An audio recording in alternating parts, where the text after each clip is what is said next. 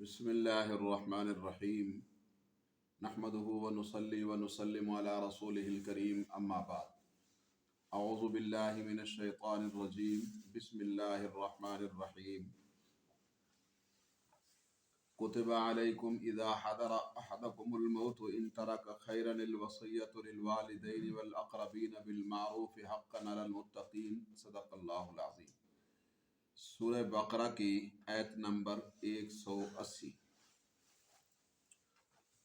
کتب علیکم فرض کر دی گئی ہے تم پر، اذا حضر احدکم الموت جب آئے تمہیں موت، ان ترکا اگر چھوڑا اس نے مال، تو خیرا الوصیۃ تو بہتر ہے کہ وصیت کر دے والدین کے لیے اور قریبی رشتہ داروں کے لیے اچھے طریقے سے۔ حقا علی المتقین یہ حق ہے متقیوں پر، یہ متقیوں کے اوپر حق ہے۔ اس آیت مبارکہ میں والدین اور قریبی رشتہ داروں کے حق میں مرنے سے پہلے وصیت کرنے کو فرض قرار دیا گیا ہے۔ مرض الموت میں انسان اپنے مال سے متعلق جو رہنمائی یا ہدایات دیتا ہے اس کو وصیت کہا جاتا ہے، یعنی اس مرض میں جس میں وہ فوت ہوا ہے، اس مرض میں جو مال سے متعلق یہ کہتا ہے کہ اتنا فلاں جگہ یا فلاں پر خرچ کر دینا، تو یہ وصیت کہلاتا ہے۔ تو اس آیت مبارکہ میں یہ آیت وصیت کہلاتی ہے، آیت نمبر 180 سورہ بقرہ۔ اس آیت مبارکہ میں والدین اور قریبی رشتہ داروں کے حق میں مرنے سے پہلے وصیت کرنے کو فرض قرار دیا گیا ہے۔ کتبہ کا معنی یہ ہے کہ لکھ دیا گیا ہے تمہارے اوپر، فرض قرار دیا گیا ہے تمہارے اوپر یہ وصیت کرنا اگر مال چھوڑا ہے تو والدین اور رشتہ داروں کے لیے معروف طریقے سے۔ لیکن یہ آیت مبارکہ اور یہ حکم منسوخ ہو گیا ہے۔ اللہ تعالیٰ نے سورہ نساء میں ہر وارث کا حصہ متعین کر دیا ہے۔ جب سورہ نساء کی آیات وراثت، قانون وراثت سے، اسلام کے قانون وراثت سے متعلق جو آیات ہے سورہ نساء کی، وہ جب نہیں نازل ہوئی تھی تو اس وقت یہ حکم تھا کہ والدین کو اور رشتہ داروں کو بے آسرا نہ چھوڑے، ان کے لیے بھی کچھ نہ کچھ مرتے وقت جو ہے وہ وصیت کر جائے۔ لیکن اب یہ حکم منسوخ ہے سورہ نساء کے ذریعے سے۔ سورہ نساء میں ہر وارث کا حصہ اللہ تعالیٰ نے متعین کر دیا ہے، اور خود نبی کریم صلی اللہ علیہ وسلم نے بھی وصیت کے متعلق ایک ضابطہ ارشاد فرمایا ہے۔ وہ ضابطہ یہ ہے، لا وصیۃ لوارث، کہ وارث کے لیے کوئی وصیت اب نہیں۔ جس کا حصہ شریعت میں، چونکہ والدین کا اور قریبی رشتہ داروں کا حصہ مقرر ہے، تو اب جس کا حصہ شریعت میں مقرر کر دیا گیا ہے قرآن سنت وغیرہ میں، تو اب اس کے لیے وصیت نہیں ہوگی۔ یہ نہیں ہوگا کہ ان کو حصے والا بھی مال ملے جو طے شدہ ہے اللہ کے ہاں، اور باقی بھی ان کے لیے وصیت والا مال ملے، تو ایسا نہیں ہوگا۔ لا وصیۃ لوارث، کہ کسی وارث کے حق میں وصیت کرنا جو ہے یہ اب معتبر نہیں ہے۔ اس لیے اب شرعی ورثاء کے حق میں تو وصیت والا حکم باقی نہیں ہے۔ البتہ اگر ان پر کسی کا کوئی حق لازم ہو تو اس کی وصیت کرنا اب بھی ضروری ہے۔ مثلا کسی کا قرضہ دینا ہے یا اس طریقے سے کوئی اور حق ہے۔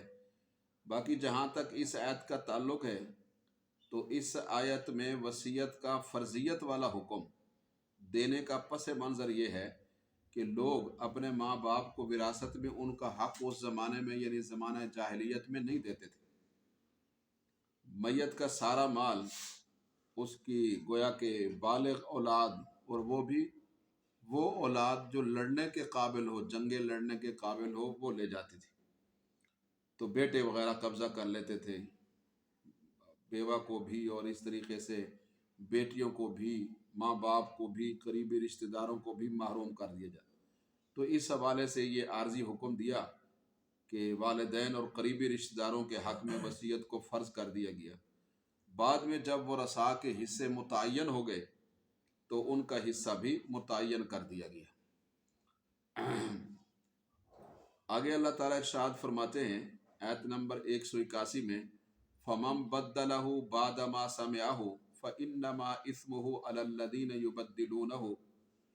फिर जो शख्स इस हुक्म वसीयत वाले हुक्म को सुनने के बाद बदल दे तो उसका गुनाह उन लोगों पर होगा जो उसे तब्दील करेंगे।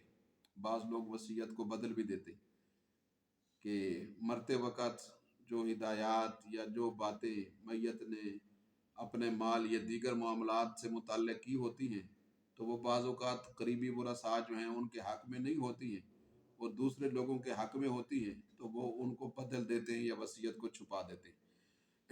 इन्नल्लाह समीउन अलीम, बेशक अल्लाह रब्बुल आलमीन जो भी कुछ कहने वाले हैं लोग अपनी बातें, उनको अल्लाह खूब सुनने वाले हैं और जो कुछ लोग अमल करते हैं अल्लाह पाक उनको खूब जानते हैं। इस आयत मुबारका में वसीयत तब्दील करने को गुनाह का बायस करार दिया गया है। तो वसीयत करने वाले ने जो वसीयत की है शरई अहकाम की रोशनी में मुकर्ररा हुदूद के अंदर उसे नाफिज करना बहरहाल ज़रूरी है। तिहाई माल के अंदर तो शरई अहकाम के अंदर फरमाया कि शरई अहकाम की रोशनी में मुकर्ररा हद के अंदर उस वसीयत को नाफिज करना और लागू करना ये ज़रूरी है। अगर वो रसा उसमें कोई तब्दीली करेंगे तो फिर गुनाहगार होंगे। आगे इरशाद फरमाया आयत नंबर 182 में, फमन खाफ मिन मूसिन जनफन औ इस्मन फअस्लह बैनहुम फला इस्मा अलैहि इन्नल्लाह गफूरुर रहीम। फिर जिसे वसीयत करने वाले की तरफ से जानिबदारी या गुनाह का ख़तरा हो और उनके दरमियान फिर वो सुलह करा दे तो उस पर कोई गुनाह नहीं है, बेशक अल्लाह बहुत बख्शने वाले और नहायत मेहरबान है। इस आयत मुबारका में वसीयत के हवाले से ये पहलू काबिल गौर आया है कि ये भी तो मुमकिन है कि मरने वाले ने वसीयत ही में नाइंसाफ़ी की हो, जुल्म से काम लिया हो, यानी सारा माल ही वरसा से हटा के गैरों को दे दिया हो। तो अगर कोई आदमी वरसा और उस शख्स के दरमियान सुलह करा दे जिसके लिए वसीयत की गई है तो ये भी ज़हरी तौर पर मरने वाले की वसीयत में तब्दीली। तो इसका फिर क्या हुक्म है? इस आयत ने यह वाज़े किया कि ऐसी तब्दीली का गुनाह नहीं है, इसलिए कि ये सुलह करा देना ये ज़्यादा बेहतर है, क्योंकि वसीयत करने वाले ने बहुत ज़्यादा माल की वसीयत कर दी जो नाहक और जुल्म था। तो इस लिहाज से रिश्तेदारों का हक जो है वो मारा जा रहा था या उन लोगों का जिनके हक शरीयत ने मुतय्यन किए, मसलन तिहाई से ज़्यादा वसीयत की। तो फिर कोई शख्स आ जाए और वो जिसके हक में वसीयत हुई उसे समझा दे कि भाई आप तिहाई से ज़्यादा नहीं ले सकते हो, तो वो भी दस्तबरदार हो जाए। तो इस किस्म की सुलह करा देना कि जिसमें वसीयत करने वाले ने वसीयत में ही अपने रिश्तेदारों या अपने हिस्सेदारों पर जुल्म किया हो तो ये कोई गुनाह नहीं। आगे इरशाद फरमाया आयत नंबर 183 के अंदर, या अय्युहल्लज़ीना आमनू कुतिबा अलैकुमुस्सियाम। आयत नंबर 183, या अय्युहल्लज़ीना आमनू कुतिबा अलैकुमुस्सियाम कमा कुतिबा अलल्लज़ीना मिन क़ब्लिकुम लअल्लकुम तत्तक़ून। ऐ अहले ईमान, रोज़े तुम पर फ़र्ज़ कर दिए गए हैं ऐसे ही जैसा कि तुमसे पहले वाले लोगों पर फ़र्ज़ किए गए थे, ताकि तुम मुत्तकी और परहेजगार बन जाओ। इस आयत मुबारका में आयत नंबर 183 ईमान वालों को मुखातब बनाकर उन पर रोज़ों को फ़र्ज़ करार दिया गया है और गुज़श्ता कौमों का हवाला दिया गया है कि ये ना समझना कि ये कोई मुशक्क़त वाला अमल है। अगर मुशक्क़त वाला अमल होता तो पहले वाले इंसान कैसे करते? पहले वाले इंसान भी करते रहे हैं, रोज़े रखते रहे हैं पहली उम्मतों में भी, यानी मुख्तलिफ तरतीबों के साथ रोज़े बहरहाल फ़र्ज थे। तो तुम पर भी रोज़े फ़र्ज उन्होंने रखे तो तुम भी रखो। ये इसलिए गोया कि गुज़श्ता कौमों का हवाला दिया ताकि ईमान वालों के लिए रोज़े रखना आसान हो जाए। अहले ईमान से खिताब की वजह यह है कि फरमाया ऐ अहले ईमान, तो ये इसलिए खिताब फरमाया कि शरई अहकाम के मुकल्लफ जो हैं वो ईमान वाले हैं। हर इंसान जो है वो शरई अहकाम का फुरुआत का मुकल्लफ नहीं। आगे फरमाया रोज़े के मकासद में से एक बड़े मकसद की तरफ इशारा किया کہ تمہارا भूखा प्यासा रहना और अपने नफ्स की ख्वाहिशात को पूरा न करना, इसका मंशा ये नहीं है कि नौजुबिल्ला अल्लाह के खजानों में कोई रिस्क की कमी है। नहीं नहीं, ये भूखा प्यासा रहना, इसका मकसद ये है कि तुम्हारे अंदर तकवा की सिफत पैदा हो जाए और अल्लाह के खौफ से न सिर्फ ये कि तुम हराम के छोड़ने वाले बन जाओ, बल्कि अल्लाह तबारक व ताला के हुक्म की तामील में तुम हलाल को भी छोड़ने वाले बन जाओ कि जब अल्लाह ने कहा ना खाओ तो बस नहीं खाते। तो इस तरह से तुम्हारे अंदर ज़ब्त नफ्स और सब्र की आदत पैदा होगी। रोज़े का माना ही रुकना होता है। 3 चीज़ों से रुकना ये रोज़ा कहलाता है। खाने पीने से और जिमा से, और खाने पीने से और जिमा से रुकना, ये क्या कहलाता है? रोज़ा कहलाता है।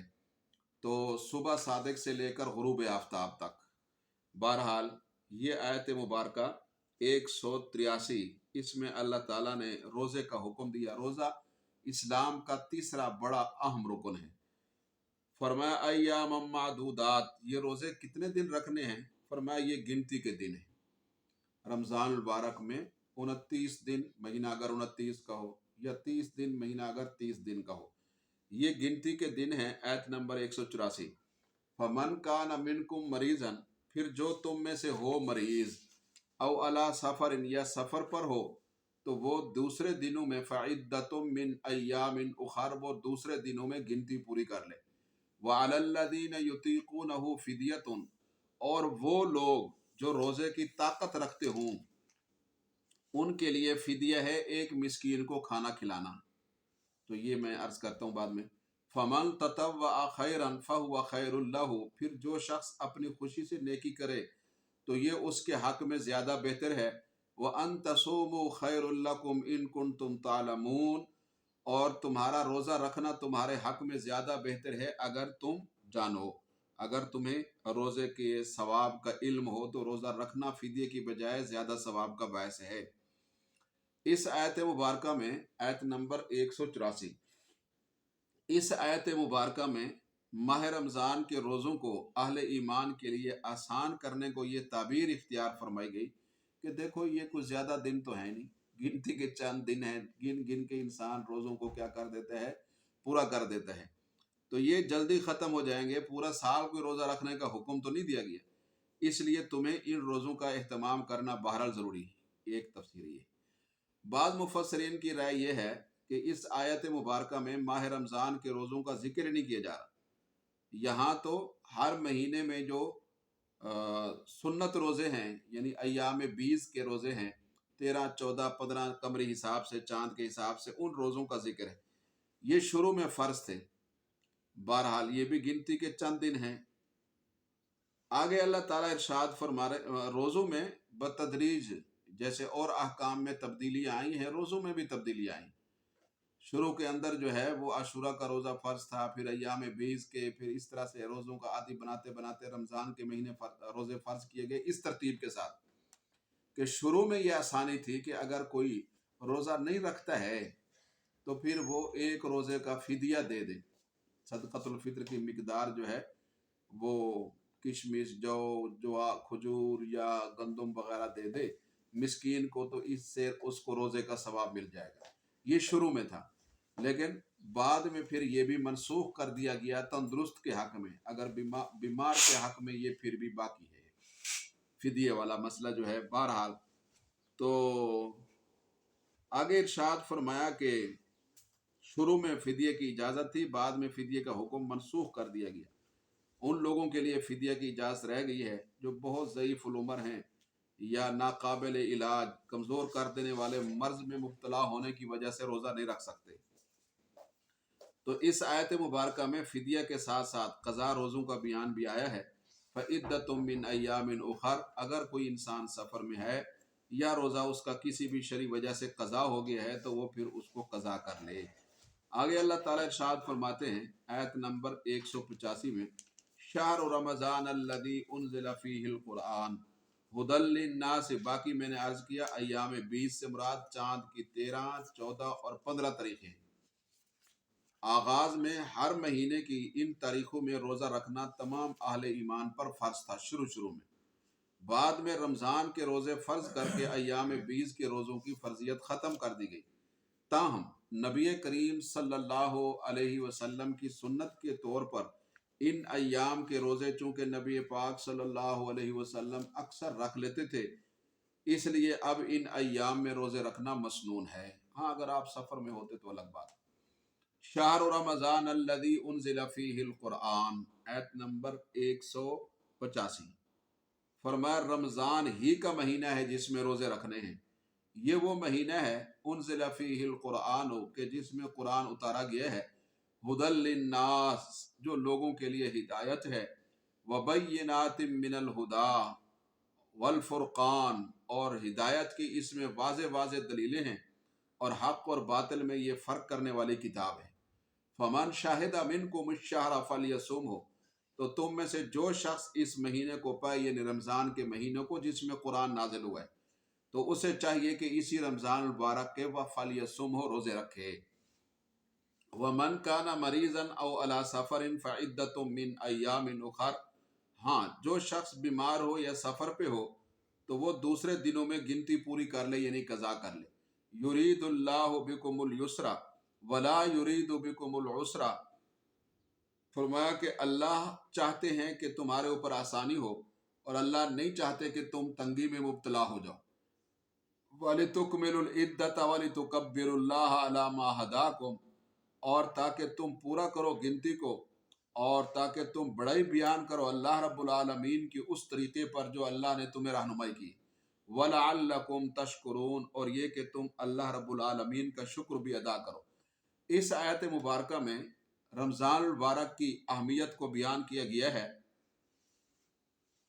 اس آیت مبارکہ آیت نمبر 185 میں ماہ رمضان کی اہمیت کو بیان کیا گیا ہے کہ یہ ایک ایسا مہینہ ہے کہ نزول قرآن کے لیے، قرآن کے نازل کرنے کے لیے اللہ تعالیٰ نے اس کا انتخاب فرمایا ہے۔ حدیثوں سے یہ معلوم ہوتا ہے کہ گزشتہ آسمانی کتابوں کا نزول بھی اسی مبارک مہینے میں ہوا تھا۔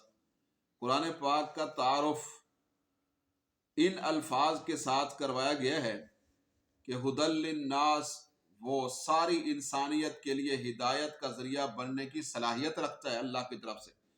اس میں ہدایت کی روشن دلیلیں ہیں، وبینات من الہدی والفرقان، وہ ایسا فیصلہ کن کلام ہے جو حق اور باطل کے درمیان ایک واضح لکیر کھینچنے والا ہے۔ تو اس اعتبار سے رمضان اور قرآن میں گہری مناسبت ہو گئی۔ لہذا جس شخص کو رمضان کا مہینہ نصیب ہو جائے اسے اس مبارک مہینے کی برکتوں سے فیض یاب ہونے کے لیے روزہ رکھنے چاہیے۔ یہ ممکن ہی نہیں ہے کہ کسی شخص کو ماہ رمضان کی برکتیں روزہ رکھے بغیر نصیب ہو جائے۔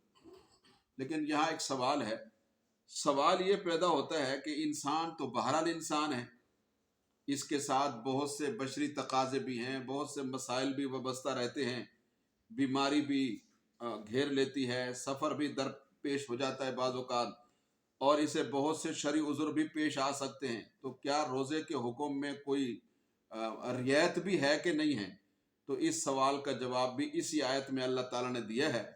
فرمایا من کان مریضا او علی سفر فعدۃ من ایام اخر یرید اللہ بکم الیسر ولا یرید بکم العسر، فرمایا کہ جو تم میں سے مریض ہو یا سفر پہ ہو تو وہ دوسرے دنوں میں گنتی پوری کر لے، یعنی روزوں کو سفر کی وجہ سے چھوٹ گئے یا بیماری کی وجہ سے قضا کر لے۔ یرید اللہ بکم الیسر، اللہ چاہتے ہیں کہ تم پر آسانی رہے، اللہ تم پر آسانی کرنا چاہتے ہیں۔ وَلَا يُرِيدُ بِكُمُ الْعُسْرَ، اور یہ اللہ تم پہ تنگی نہیں کرنا چاہتے ہیں۔ تو بہرحال یہ اللہ تعالیٰ نے جواب دیا کہ اللہ تمہارے لیے مشکلات پیدا نہیں کرتا اپنے احکام میں، وہ تو تمہارے لیے آسانیاں پیدا کرتا ہے۔ تو چنانچہ اس مسئلے میں بھی اس نے یہ آسانی پیدا کر دی کہ فدیہ اور قضاء کا قانون بنا دیا۔ فدیے کا قانون اور مسئلہ ان لوگوں کے لیے ہے جو کبھی بھی اب روزہ رکھنے کی صلاحیت تا مرگ نہیں رکھ سکتے، اور اسی طرح فرمایا کہ جو لوگ مسافر ہیں یا بیماری ان کو بیماری نے گھیر لیا ہے، تو وہ جب سفر سے آئیں اور بیمار کو جب صحت مل جائے تو فرمایا یہ لوگ اپنے ذمے قضا روزے جو ہے وہ پورے کر لیں تو مہینے کی گنتی پوری ہو جائے گی اور ان کی ذمہ داری اور ان کا فریضہ جو ہے وہ پورا ہو جائے گا۔ تو بہرحال اللہ تعالیٰ نے آسانی کا معاملہ فرمایا، تنگی کا معاملہ نہیں فرمایا، اور تمام شرعی احکام میں یہی ضابطہ کار فرمایا، لا یکلف اللہ نفسا الا وسعها، کہ اللہ نے کسی جی کو اس کی طاقت سے زیادہ حکم دیا نہیں، ہر حالت کے مطابق، ہر انسان کی حالت کے مطابق الگ الگ احکام شریعت کے متوجہ ہوتے۔ آگے فرمایا وَإِذَا سَأَلَكَ عِبَادِ عَنِّي فَإِنِّي قَرِيب، جب آپ سے میرے بندے میرے متعلق پوچھیں تو انہیں کہہ دیں کہ میں قریب ہی ہوں۔ یہ آیت نمبر 186۔ اجیب دعوت الداع اذا دعانی، میں پکارنے والا جب مجھے پکارتا ہے تو میں اس کی پکار کو قبول کرتا ہوں۔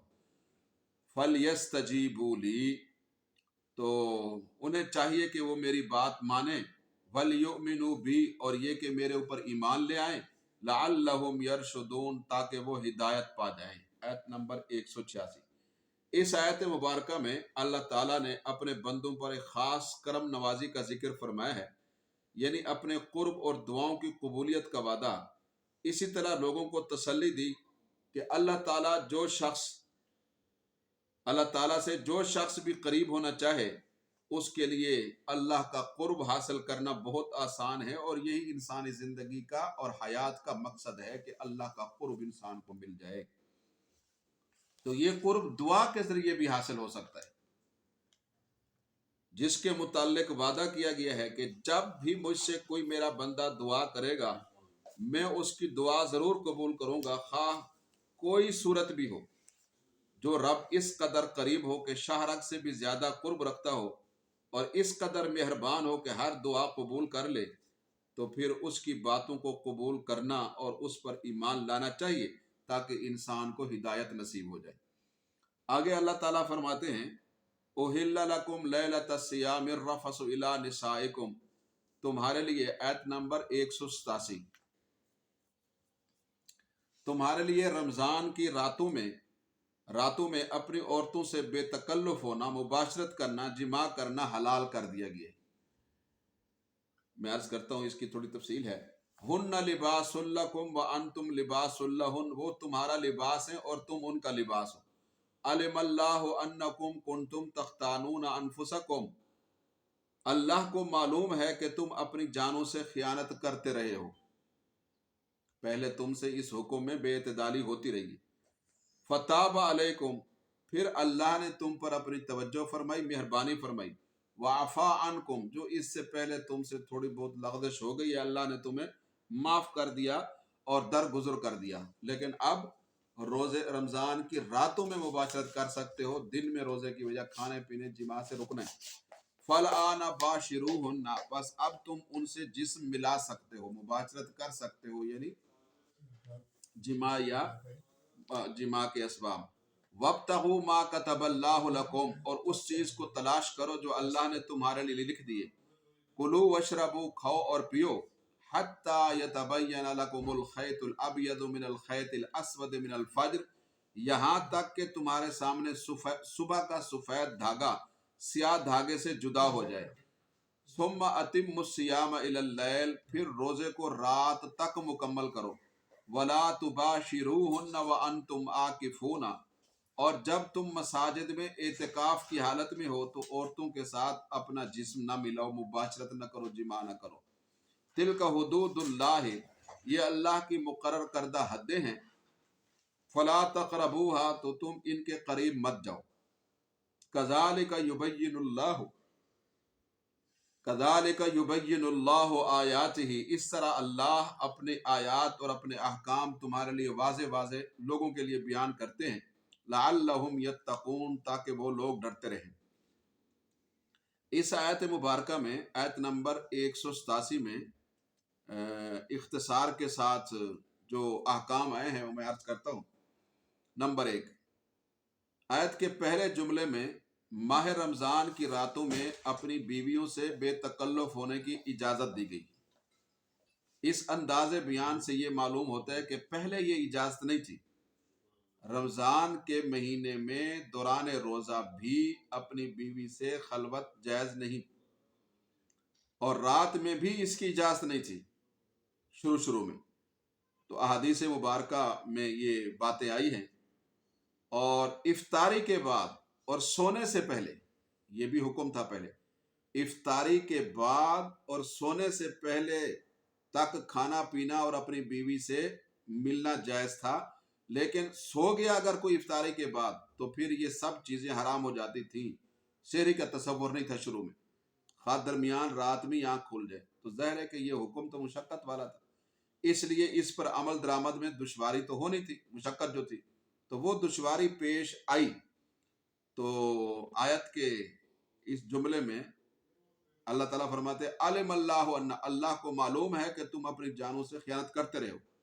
تو اسی طرف اشارہ ہے کہ ظاہر ہے کہ اس پر پورے نہیں اترے صحابہ، تو انہوں نے کہا حضرت یہ تو بڑی تنگی والی بات ہے کہ جو ہی ہم افطاری کرتے ہیں، عشاء کی نماز پڑھتے ہیں، تو پھر جب سو جاتے ہیں تو پھر ظاہر ہے کہ اگلے دن پھر شام کو کھانا کھانا ہے، تو اتنا لمبا وقفہ جو ہے وہ نہ جماع سے رک سکتے ہیں نہ کھانے سے، تو پھر سحری کی اجازت دی گئی اور اس کو سنت قرار دیا گیا ہے۔ اسی طرف یہ اشارہ ہے۔ اس آیت کے دوسرے جملے میں میاں بیوی کو ایک دوسرے کے لیے لباس قرار دیا گیا ہے۔ میاں بیوی کے تعلق اور رشتے کی اس سے زیادہ گویا کہ خوبصورت اور بہترین تشبیہ ہو ہی نہیں سکتی۔ لباس کا مقصد جو ہوتا ہے وہ ستر پوشی ہوتا ہے۔ میاں بیوی کا رشتہ بھی عیبوں کی پردہ پوشی کے بھرم پر قائم ہوتا ہے۔ لباس جو ہے وہ جسم کو برہنہ ہونے سے بچاتا ہے، ننگا ہونے سے بچاتا ہے۔ تو میاں بیوی ایک دوسرے کو گویا کہ حرام طریقے سے خواہش پوری کرنے سے بچاتے ہیں۔ لباس انسان کو حفاظت اور تحفظ فراہم کرتا ہے، تو میاں بیوی بھی ایک دوسرے کو تحفظ فراہم کرتے ہیں۔ ایمان کی حفاظت ہوتی ہے، اعمال کی حفاظت ہوتی ہے، آنکھوں کی حفاظت ہوتی ہے، شرمگاہوں کی حفاظت ہوتی ہے، تو یہ لباس ہے۔ گرمی سردی سے بھی لباس بچاتا ہے، تو یہ بھی ایک دوسرے کے لیے خیر خواہی کا سبب بنتے، ایک دوسرے کو راحت دیتے ہیں، سکون دیتے ہیں۔ تو جو مقاصد لباس کے ہیں وہی مقاصد میاں بیوی کے بھی ہیں۔ تو بہرحال تو لیکن لباس کے کچھ آداب ہیں، تو میاں بیوی کے رشتے کے کچھ حقوق ہیں، کچھ آداب ہیں، تو جن کا خیال رکھنے سے بہرحال زندگی جو ہے پرسکون ہوتی۔ تو اس تشبیہ سے ان لوگوں کی بھی اصلاح کر دی گئی ہے کہ جو عورت کو کوئی وقت ہی نہیں دیتے۔ بھائی ایک دوسرے کا لباس ہے، اگر وہ عورت جو ہے، بیوی جو ہے، مرد کا لباس ہے خامد کا، تو خامد بھی اس کے لیے ہے، تو اس میں تو برابر ہے۔ تو لہذا وہ ہمارے یہاں تو بعض لوگ جو ہے وہ پاؤں کی جوتی سمجھتے ہیں، استغفر اللہ، انا للہ راجعون۔ وہ یہی جوتی نہ ہو پاؤں کتنی تکلیف میں ہوگا۔ چلو یہی سوچ لے کوئی انسان، تو جس چیز سے راحت تمہیں مل رہی ہے اس نعمت کی قدردانی تو بہت ضروری ہے۔ آگے اللہ تعالیٰ ارشاد فرماتے ہیں ہن لباس لکم وانتم لباس لہن، یہ ایک دوسرے کا میاں بیوی لباس ہے۔ تو اس آیت کے نزول سے پہلے جن لوگوں سے رات کے وقت میں خواتین کے معاملے میں، عورتوں کے معاملے میں بے احتیاطی ہو گئی اور وہ اپنی بیویوں کے قریب چلے گئے، تو ان کے لیے اللہ تعالیٰ نے فرمایا عفا عنکم، عام معافی کا اعلان کیا کہ میں نے تمہیں معاف کر دیا۔ اور اسی طرح اس آیت میں یہ حکم بھی ہے کہ روزے کی پابندیوں کے لیے وقت متعین کر دیا گیا۔ رات کا آغاز ہوتے ہی ان پابندیوں کو اٹھا لیا جاتا ہے، کھانے پینے اور جماع کی پابندی اٹھ جاتی ہے۔ تو چنانچہ ایمان والوں کے لیے رمضان کی راتوں میں کھانا پینا اور اپنی بیوی سے اپنی خواہش پوری کرنا یہ جائز قرار دیا گیا ہے، خاص ساری رات جاگتے رہیں یا ساری رات سوتے رہیں یا کچھ وقت سوتے رہیں اور کچھ وقت جاگتے رہیں۔ لیکن جب کالا دھاگا اور سفید دھاگا ایک دوسرے سے جدا ہو جائیں، اس کا معنی یہ ایک تعبیر ہے، یعنی رات کی تاریکی ختم ہو کر صبح کا اجالا نمایاں ہونے لگے، تو روزے کی پابندیاں شروع ہو جاتی ہیں صبح صادق کے وقت، اور روزہ شروع ہو جاتا ہے، پھر اس کا احترام کرنا ضروری ہے، کھانا پینا اور جماع بند کرنا۔ اور اسی طرح فرمایا کہ وَأَنْتُمْ عَاكِفُونَ فِي الْمَسَاجِدِ، اعتکاف کی حالت میں میاں بیوی کو ایک دوسرے کے قریب جانے سے منع کر دیا گیا ہے۔ چنانچہ دن رات کے کسی بھی حصے میں ایک دوسرے کے قریب نہیں جاتے جب اعتکاف کے اندر بیٹھے، کیونکہ اگر اعتکاف کی حالت میں اس کی اجازت دی جاتی تو اعتکاف کی روح ہی ختم ہو جاتی۔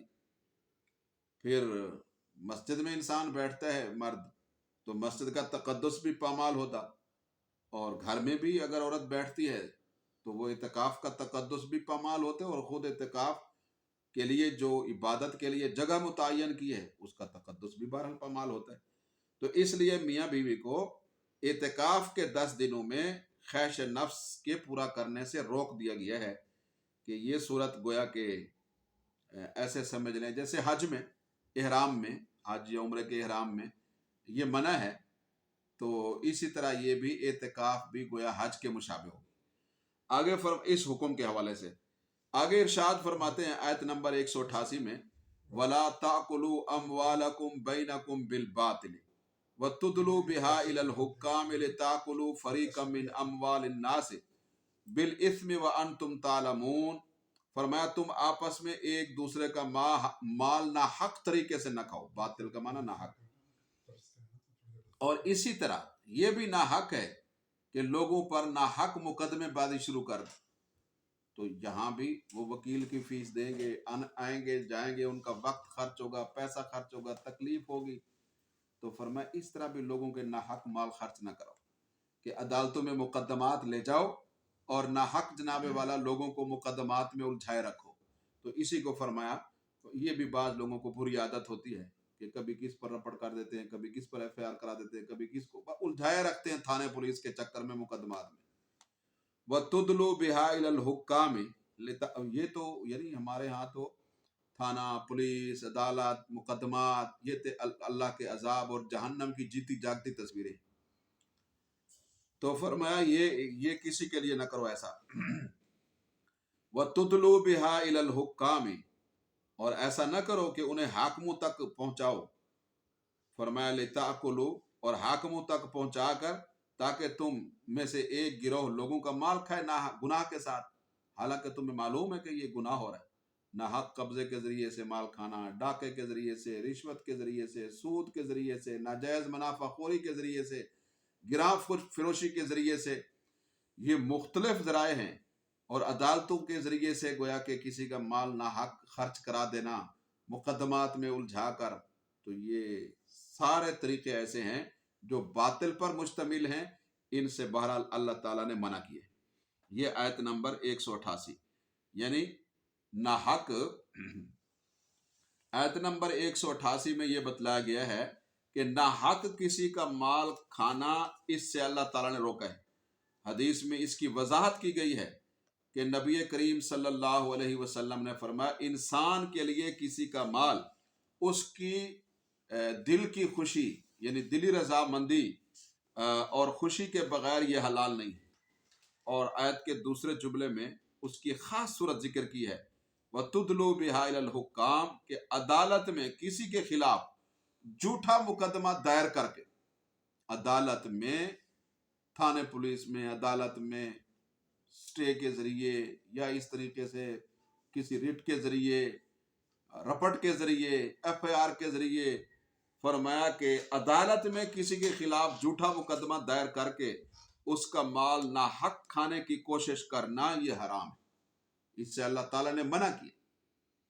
فرمایا لا تاکلوا اموالکم بینکم بالباطل، تم آپس میں ایک دوسرے کے مال ناحق طریقے سے نہ کھاؤ، وتدلوا بها الى الحکام، اور انہیں حاکموں تک مت پہنچاؤ، مقدمات وہاں تک آپس میں بیٹھ کے حل کرو، معاملات آپس میں بیٹھ کے حل کرو۔ یہ سب سے بہترین صورت ہے کہ اہل محلہ، اہل علاقہ، گاؤں والے، علاقے والے آپس میں بیٹھ جائیں، بڑے اس میں جتنا ممکن ہو سکے، جتنا زیادہ نشستوں کی ضرورت ہو اس مسئلے کے حل کے لیے اتنی بار بیٹھ جائیں، مختلف آراء آئیں گی تو انشاءاللہ العزیز وہ الجھاؤ جو ہے اللہ پاک اس کو سلجھاؤ میں تبدیل کر دیں، وہ ساری کی ساری پریشانیاں ختم ہو جائیں گی۔ تو فرمایا انہیں حاکموں تک مت پہنچاؤ کہ لوگوں کے مال کا ایک حصہ ظلم کر کے کھا جاؤ، حالانکہ تم جانتے ہو کہ اس طرح کرنا زیادتی ہے کسی کے ساتھ، یہ ظلم ہے، ناانصافی ہے، آج نہیں تو کل اس کا حساب قیامت میں دینا ہے۔ آگے اللہ تعالیٰ ارشاد فرماتے ہیں آیت نمبر 199 میں، یسألونک عن الأہلہ، کہ اے نبی کریم صلی اللہ علیہ وسلم یہ آپ سے نئے چاند کے متعلق سوال کرتے ہیں. قل ہی مواقیت للناس والحج. السلام ورحمۃ اللہ وبرکاتہ. یسألونک عن الاہلہ، یہ آپ سے نئے چاند کے متعلق سوال کرتے ہیں. اہلہ ہلال کی جمع، ہلال عربی میں چاند کو کہتے ہیں، پہلی رات کا چاند. قل ہی مواقیت للناس والحج، آپ فرما دیجئے یہ لوگوں کے لیے اور حج کے مقررہ اوقات ہیں. وَلَيْسَ الْبِرُّ بِأَن تَأْتُوا الْبُيُوتَ، اور نیکی یہ نہیں ہے کہ تم گھروں میں ان کی پشت سے آؤ، پیچھے کی جانب سے نہیں. وَلَٰكِنَّ الْبِرَّ مَنِ اتَّقَىٰ، لیکن نیکی یہ ہے کہ انسان تقوی اختیار کرے. وَأْتُوا الْبُيُوتَ مِنْ أَبْوَابِهَا، اور گھروں کے دروازوں سے آیا کرو. وَاتَّقُوا اللَّهَ، اور اللہ سے ڈرو. لَعَلَّكُمْ تُفْلِحُونَ، تاکہ تم کامیاب ہو جاؤ. یہ آیت نمبر 199. اس آیت میں اللہ تعالیٰ نے چاند کے متعلق لوگوں کے اس سوال کا جواب دیا ہے. نبی کریم صلی اللہ علیہ وسلم سے لوگوں نے ایک مرتبہ پوچھا تھا کہ حضرت یہ ہمیں بتائیں کہ یہ چاند گھٹتا بڑھتا کیوں ہے. یہ چاند نبی کریم صلی اللہ علیہ وسلم سے لوگوں نے یہ پوچھا تھا کہ ہمیں یہ بتلائیں کہ یہ چاند گھٹتا بڑھتا کیوں ہے. شروع کی راتوں میں چھوٹا ہوتا ہے، پھر اس طرح جیسے جیسے وقت بڑھتا جاتا ہے یہ بھی حجم کے لحاظ سے بڑا ہوتا جاتا ہے. تو یہ کیا ماجرا ہے؟ تو اس کا جواب یہ دیا کہ چاند کے ذریعے لوگوں کو اپنے معاملات کا وقت متعین کرنا آسان ہو جاتا ہے. اب سوال تو ان کا یہ تھا گھٹتا بڑھتا کیوں ہے، تو جواب یہ نہیں دیا. جواب وہ دیا جو چاند کا نفع ہے، اس کی پیدائش کا جو مقصد ہے وہ جواب دیا، کیونکہ ہر سوال کا جواب نہیں ہوتا. تو سوال کو بھی آپ نے سنوار دیا کہ تمہیں یہ سوال نہیں کرنا چاہیے تھا کہ یہ گھٹتا بڑھتا کیوں ہے، تمہیں سوال یہ کرنا چاہیے تھا کہ چاند کی پیدائش کا مقصد کیا ہے. تو آپ نے ارشاد فرمایا اللہ تعالیٰ کی طرف سے جواب، اللہ نے یہ ارشاد فرمایا کہ چاند کی جسمانی ساخت کو موضوع بحث بنانے کی بجائے اس کے مقصد تخلیق پر غور کرو، تمہیں معلوم ہو جائے گا کہ یہ چاند کا نظام بہت سی حکمتوں پر مبنی ہے. فرمایا حج کے اوقات اور دنوں کا تعین بھی ہوتا ہے اسی کے ذریعے. تو کام کی، یعنی ہمیں یہ بتلایا گیا ہے کہ کام کی باتوں پر زیادہ توجہ کرو. جیسے زمانے جاہلیت میں رواج تھا کہ حج کا احرام باندھنے کے بعد، اب یہ ایک بیکار بات تھی، حج کا احرام باندھنے کے بعد اگر کسی ضرورت سے دوبارہ گھر جانے کی کوئی چیز یاد آتی اور نوبت پیش آتی تو گھر کے دروازے سے داخل ہونے کو گناہ سمجھتے تھے. ان کے خیال میں یہ احرام کی پابندی میں چیز شامل تھی، گویا کہ دروازے سے نہیں جاتے تھے، وہ گھر کی پشت سے دیوار توڑ کر گھر کے اندر جاتے تھے اور اس کو نیکی سمجھتے تھے. تو اس آیت میں اس غلط اصلاح کی بھی اصلاح کر دی گئی ہے کہ فرمایا یہ کوئی نیکی نہیں ہے کہ گھر کے پیچھے سے دیوار توڑ کے آؤ. اگر کوئی چیز بھول گئی ہے احرام میں ہو تو واپس آ کے دروازے سے بھی لے سکتے، کوئی حرج نہیں ہے. ایسی نوبت تمہیں پیش آ جائے واپس آنے کی تو دروازے سے آنا کوئی گناہ نہیں ہے، احرام کے منافی نہیں. تو مقصد یہ ہے کہ با مقصد کام کرو، تو سوال بھی با مقصد کرو. چاند گھٹتا بڑھتا کیوں ہے یہ کوئی سوال نہیں ہے. چاند پیدا کیوں ہوا ہے، فرمایا اس لیے کہ اس کے ذریعے سے اللہ نے نمازوں کے اور اسی طریقے اس کے حج کے اور روزے کے اور عبادات کے شمس و قمر کے ذریعے سے اوقات اور دن مقرر کیے. آگے اللہ تعالیٰ فرماتے ہیں وقاتلوا، آیت نمبر 190 سورہ بقرہ، وقاتلوا فی سبیل اللہ الذین یقاتلونکم، اور اللہ کے راستے میں ان لوگوں سے قتال کرو جو تم سے لڑتے ہیں. ولا تعتدوا، اور حد سے نہ بڑھو، چونکہ احکام چل رہے ہیں، پیچھے قصاص کے احکام تھے اور لیس البر سے ہی احکام چل رہے ہیں، اور پھر اس کے بعد وصیت کے احکام، قصاص کے بعد وصیت کے احکام تھے، پھر روزے کے احکام آئے، اور اب چاند کا مقصد تخلیق بتلایا. تو اب جہاد فی سبیل اللہ جو اسلام کا اہم رکن ہے اس کا ذکر ہو رہا ہے. جہاد دو طرح کا ہوتا ہے، ایک ہوتا ہے دفاعی، ایک ہوتا ہے اقدامی دفاع، یہ ہے کہ کافر چڑھ دوڑے آپ اپنا دفاع کریں، جیسے بدر میں ہوا کہ وہ آئے یا عہد میں ہوا، اور اسی طریقے عہد کے اندر جیسے ہوا۔ اور اقدامی یہ ہے کہ آگے بڑھ کے کافروں کا خطرہ محسوس ہو تو ان کا قلع کما کیا جائے، جیسے تبوک میں ہوا یا مکہ میں ہوا، فتح مکہ کے موقع پر۔ تو دونوں طرح حسب ضرورت جو ہے وہ دونوں طرح کا جہاد شریعت مطہرہ میں مشروع ہے۔ وَقَاتِلُوا فِي سَبِيلِ اللَّهِ الَّذِينَ يُقَاتِلُونَكُمْ، باقی جہاد فی سبیل اللہ اور قتال فی سبیل اللہ کے تفصیلی جو احکام ہیں، ان احکام کے لیے جن صورتوں کو اللہ نے مختص کیا ہے وہ آگے آ رہی ہیں، سورہ انفال اور سورہ توبہ۔ اسلام کا قانون صلح اور جنگ ان صورتوں کے اندر بیان کیا گیا ہے، اور باقی 26ویں پارے میں اور 28ویں پارے میں بھی تفصیل آ رہی۔ وقاتلوا، اور سورہ احزاب میں بھی وقاتلوا فی یہاں جتنا آتا جائے گا انشاءاللہ عرض کرتے جائیں گے۔ وقاتلوا فی سبیل اللہ الذین یقاتلونکم، لیکن اس سلسلے میں ایک بات ذہن نشین رکھ لیں آپ، جہاد فی سبیل اللہ کے متعلق، ایک تو یہ اسلام کی عظمت اور عزت کا راستہ ہے، اور اسلام کو عزت اسی سے ملتی اور عظمت بھی اسی سے ملتی۔ ایک بات عزت کا سبب ہے، رفعت کا سبب ہے، یہ نہیں ہے تو عزت بھی نہیں ہے اور اسلام کی عظمت بھی نہیں، مسلمانوں کی عالمی مارکیٹ میں کوئی قیمت نہیں ہے پھر۔ اور دوسرا یہ ذہن میں رکھیں، نبی کریم صلی اللہ علیہ وسلم نے فرمایا سارا دین وہ جہاد کے صاحبان حفاظت کے اندر محفوظ ہے۔ آپ نے فرمایا اذا ترکتم الجہاد فسلط اللہ علیکم الذلہ حتی ترجعوا الی دینکم الی جہادکم۔ آپ نے ارشاد فرمایا صلی اللہ علیہ وسلم کہ جب تم جہاد کو چھوڑ دو گے تو ذلت تم پہ مسلط کر دی جائے گی، یہاں تک کہ تم اپنے دین کی طرف واپس آ جاؤ، یعنی جہاد کی طرف۔ کیا مطلب؟ کہ جہاد پورے دین کا محافظ ہے۔ تو اس پر کسی تبصرے کی ضرورت تو ہے ہی نہیں کہ مسلمانوں نے جب سے چھوڑا ہے تو ذلت کی کون سی ایسی شکل ہے جو مسلمانوں پر مسلط نہیں؟ اس کے چھٹکارے کے لیے ایک ہی سبب اللہ نے متعین کیا ہے، اس کو کیا کہا؟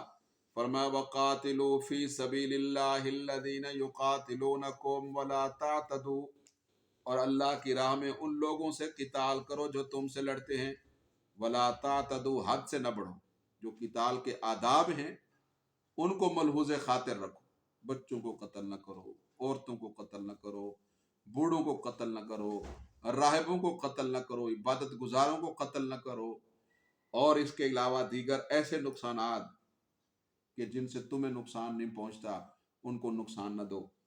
فرمایا جو لوگ لا تعلق ہیں لڑائی سے، بہت سی دنیا لا تعلق ہوتی، اب فلسطین کے حق میں کتنے کفار مظاہرے کر رہے ہیں، یہ لا تعلق ہے، تو وہ قابل احترام ہیں اور قابل تکریم ہیں، ان کی جان مال عزت ہمارے ہاتھوں محفوظ ہونا ضروری ہے۔ ساری دنیا لڑاکی نہیں ہوتی، جو لڑاکے ہیں ان سے لڑنا ہے۔ وَلَا تَعْتَدُوا، اور حد سے مت بڑھو، إِنَّ اللَّهَ لَا يُحِبُّ الْمُعْتَدِينَ، بے شک اللہ حد سے بڑھنے والوں کو پسند نہیں کرتے۔ جن کافروں نے عملاً کسی بھی طرح سے کسی بھی سبب کے درجے میں مسلمانوں کے مفادات کو نقصان نہیں دیا ہے، ان کو نقصان دینا یہ حد سے بڑھنا ہے، اس سے شریعت مطہرہ نے منع کیا۔ فرمایا ان اللہ لا يحب المعتدین، بے شک اللہ حد سے تجاوز کرنے والوں کو پسند نہیں فرماتے۔ اب دنیا کے بیشتر لوگ جو ہے وہ سیکولر ہیں، وہ تمام انسانوں کو حقوق میں یکساں سمجھتے ہیں، تو یہ سوچ تو بڑی اچھی ہے۔ اس لیے اچھی ہے کہ نبی کریم صلی اللہ علیہ وسلم جب تشریف لائے مدینہ میں تو آپ نے ریاست مدینہ کا جو قیام فرمایا ہے اس میں سب کی جان مال عزت کے تحفظ کو آپ نے جو ہے اس کی گارنٹی دی۔ اس میں یہود بھی تھے، مشرکین بھی تھے، مسلمان بھی تھے، سب کو وحدت کی لڑی میں آپ نے پرو دیا کہ کوئی کسی کی جان مال عزت سے تعرض نہیں کر سکتا، اگر کرے گا تو اس سے باز پرس ہوگی۔ تو یہ ضابطہ تو خود نبی علیہ السلام نے عطا فرمایا ہوا۔ وَاقْتُلُوهُمْ حَيْثُ ثَقِفْتُمُوهُمْ، یہ اس ضابطے کے ساتھ دنیا رہے تو دنیا تو بقع امن بن جائے۔ सलामती का घर बन जाए। फरमाया वक्तुलूहुम हैसु सक़िफ्तुमूहुम, और कत्ल करो उन्हें जहां भी तुम पाओ। व अखरिजूहुम मिन हैसु अखरजूकुम, और निकाल दो उनको जहां से उन्होंने तुम्हें निकाला है, जहां से उन्होंने तुम्हें निकाला है। वल फितनतु अशद्दु मिनल कत्ल, और फितना और फसाद ये तो कत्ल से भी ज्यादा सख्त है। वला तुकातिलूहुम इंदल मस्जिदिल हराम, और तुम उनसे मस्जिद हराम के करीब न लड़ो। हत्ता युकातिलूकुम फीह, यहाँ तक कि वो मस्जिद हराम यानी मक्का और उसके अतराफ में हुदूद हराम में तुमसे लड़े। फ़इन कातलूकुम, बस अगर वो लड़े तुम्हारे साथ तो फिर फ़क़्तुलूहुम, तुम भी लड़ो। ज़ाहिर है कि ऐसा तो नहीं है कि हरम में कोई थप्पड़ मारे तो बंदा उसको और दूसरा रुखसार आगे कर दे। हरम इसलिए तो नहीं है कि इंसान वहां जुल्म बर्दाश्त करता रहे। हरम तो अल्लाह के मोहतरम जगह है इबादत के लिए। फरमाया फ़इन क़ातलूकुम, फिर अगर वो भी लड़े तो तुम भी लड़ो। कज़ालिका जज़ाउल काफ़िरीन, काफिरों की यही सजा है। आयत नंबर 191 में अल्लाह तबारक व तआला वक़ातिलू फ़ी सबीलिल्लाह, आयत नंबर 190, इस आयत मुबारका में लोगों से किताल का हुक्म दिया गया है। जो मुसलमानों पर जंग मुसल्लत करें काफिर, तो फिर उनसे लड़ो। अब इस हुक्म में जगह की तायीन नहीं है, इसको आम रखा है। मकसद यह है कि अगर दुश्मन किसी हुर्मत वाले महीने या जगह की हुर्मत को पामाल करे, तो चूंकि आगाज उन्होंने किया है इसलिए उसका वबाल भी उन्हीं पर होगा। तुम्हें अपने दिफा की इजाजत है, लेकिन तुम हद से तजावुज न करना। औरतों, बच्चों, बूढ़ों, इबादत करने वालों को कत्ल न करना, जो जंग से ला ताल्लुक उनको कत्ल न करना। जिहाद के आदाब का ख्याल रखना। तो अहादीस में इसकी मजीद तफसील और फ़िक़ह की किताबों में जिहाद के आदाब और उसके शराइत मौजूद हैं। उसके मुताबिक ही जिहाद हो सकता है, हर शख्स मुंह उठा के जिहाद नहीं कर सकता। और आयत नंबर 191 में मुसलमानों को हुक्म दिया गया है कि मुशरिकीन को जहां पाओ कत्ल करो, उन्हें उनके शहरों से निकाल दो। तो इस आयत की हकीकत पर गौर किए बगैर कुछ लोगों ने तरह तरह के एतराज़ात अल्लाह माफ फरमाए करना शुरू कर दिए। असल में गुज़श्ता आयत में आपने पढ़ा कि मुसलमानों को अपने दिफा की इजाज़त दी। ये इजाज़त ख़ास तौर पर सुलह हुदैबिया के बाद, जब आप उम्रतुल क़ज़ा करने के लिए सन 7 हिजरी में गए थे, उस वक़्त दी गई थी। क्योंकि सहाबा किराम को ख़तरा था रिज़वानुल्लाह ताला अलैहिम अजमईन कि अगर अहले मक्का ने जंग मुसल्लत की तो फिर हम क्या करेंगे। तो अगर अपना दिफा करें तो हुदूद हरम में, और हरम में खून रेजी होगी। अगर दिफा नहीं करते तो वो कीमा बना देंगे, तह तेग कर देंगे, खून रेजी होगी। तो अब क्या सूरत करें। अगर हम दिफा नहीं कर पाते तो फिर उम्रा भी नहीं कर पाए। तो उन्हें तसल्ली दी गई कि अगर वो तुम पे जंग मुसल्लत करें तो तुम उन्हें भी चुन चुन के मारो, उन्हें उनके शहर से निकाल कर शहर का इंतजाम फिर खुद संभाल लो। ये फतह मक्का के लिए एक इशारा है, क्योंकि यही वो लोग हैं जिन्होंने तुम्हें इस शहर से निकाला, अमन वाले शहर से। क्योंकि मक्का से हिजरत पर सहाबा को इन्हीं काफिरों ने मजबूर किया। तो ये उसका बदला हो जाएगा कि अब तुम भी इन्हें यहां ना रहने दो। बहरहाल इस आयत से ये मालूम हुआ कि इस आयत में सिर्फ हरम का हुक्म है, और ये वही चीज है जिसको नबी अलैहिस्सलाम ने बतौर वसीयत के इरशाद फरमाया है कि मुशरिकीन को जजीरा अरब से निकाल दो, क्योंकि वो मरकज इस्लाम है। वहां किसी काफिर को मुस्तकिल शहरी की हैसियत से रहने की इजाजत नहीं है जजीरा अरब में। यहूद को भी, नसारा को भी और मुशरिकीन को। या तो वो इस्लाम कबूल कर लें या वो जजीरा अरब को बहरहाल छोड़ दें। तो आगे अल्लाह ताला इरशाद फरमाते हैं, पहल तुम न करो। अगर वो पहल करते हैं तो फिर तुम उन्हें बेदरेक कत्ल करो, क्योंकि ये फितना है, और फितना जो है वो कत्ल से ज्यादा बड़ा जुर्म है। तो फितने को खत्म करना, कुफ्र को खत्म करना तो जरूरी। फ़इन इंतहौ फ़इन्नल्लाह गफूरुर रहीम, अगर वो बाज आ जाएं तो कोई बात नहीं। जो गुनाह उन्होंने कर चुके हैं कुफ्र शिरक वाले, अल्लाह माफ कर देंगे, तौबा कर लें तो, इस्लाम ले आए तो। फ़इन्नल्लाह गफूरुर रहीम, बेशक अल्लाह बहुत बख्शने वाला और मेहरबान है।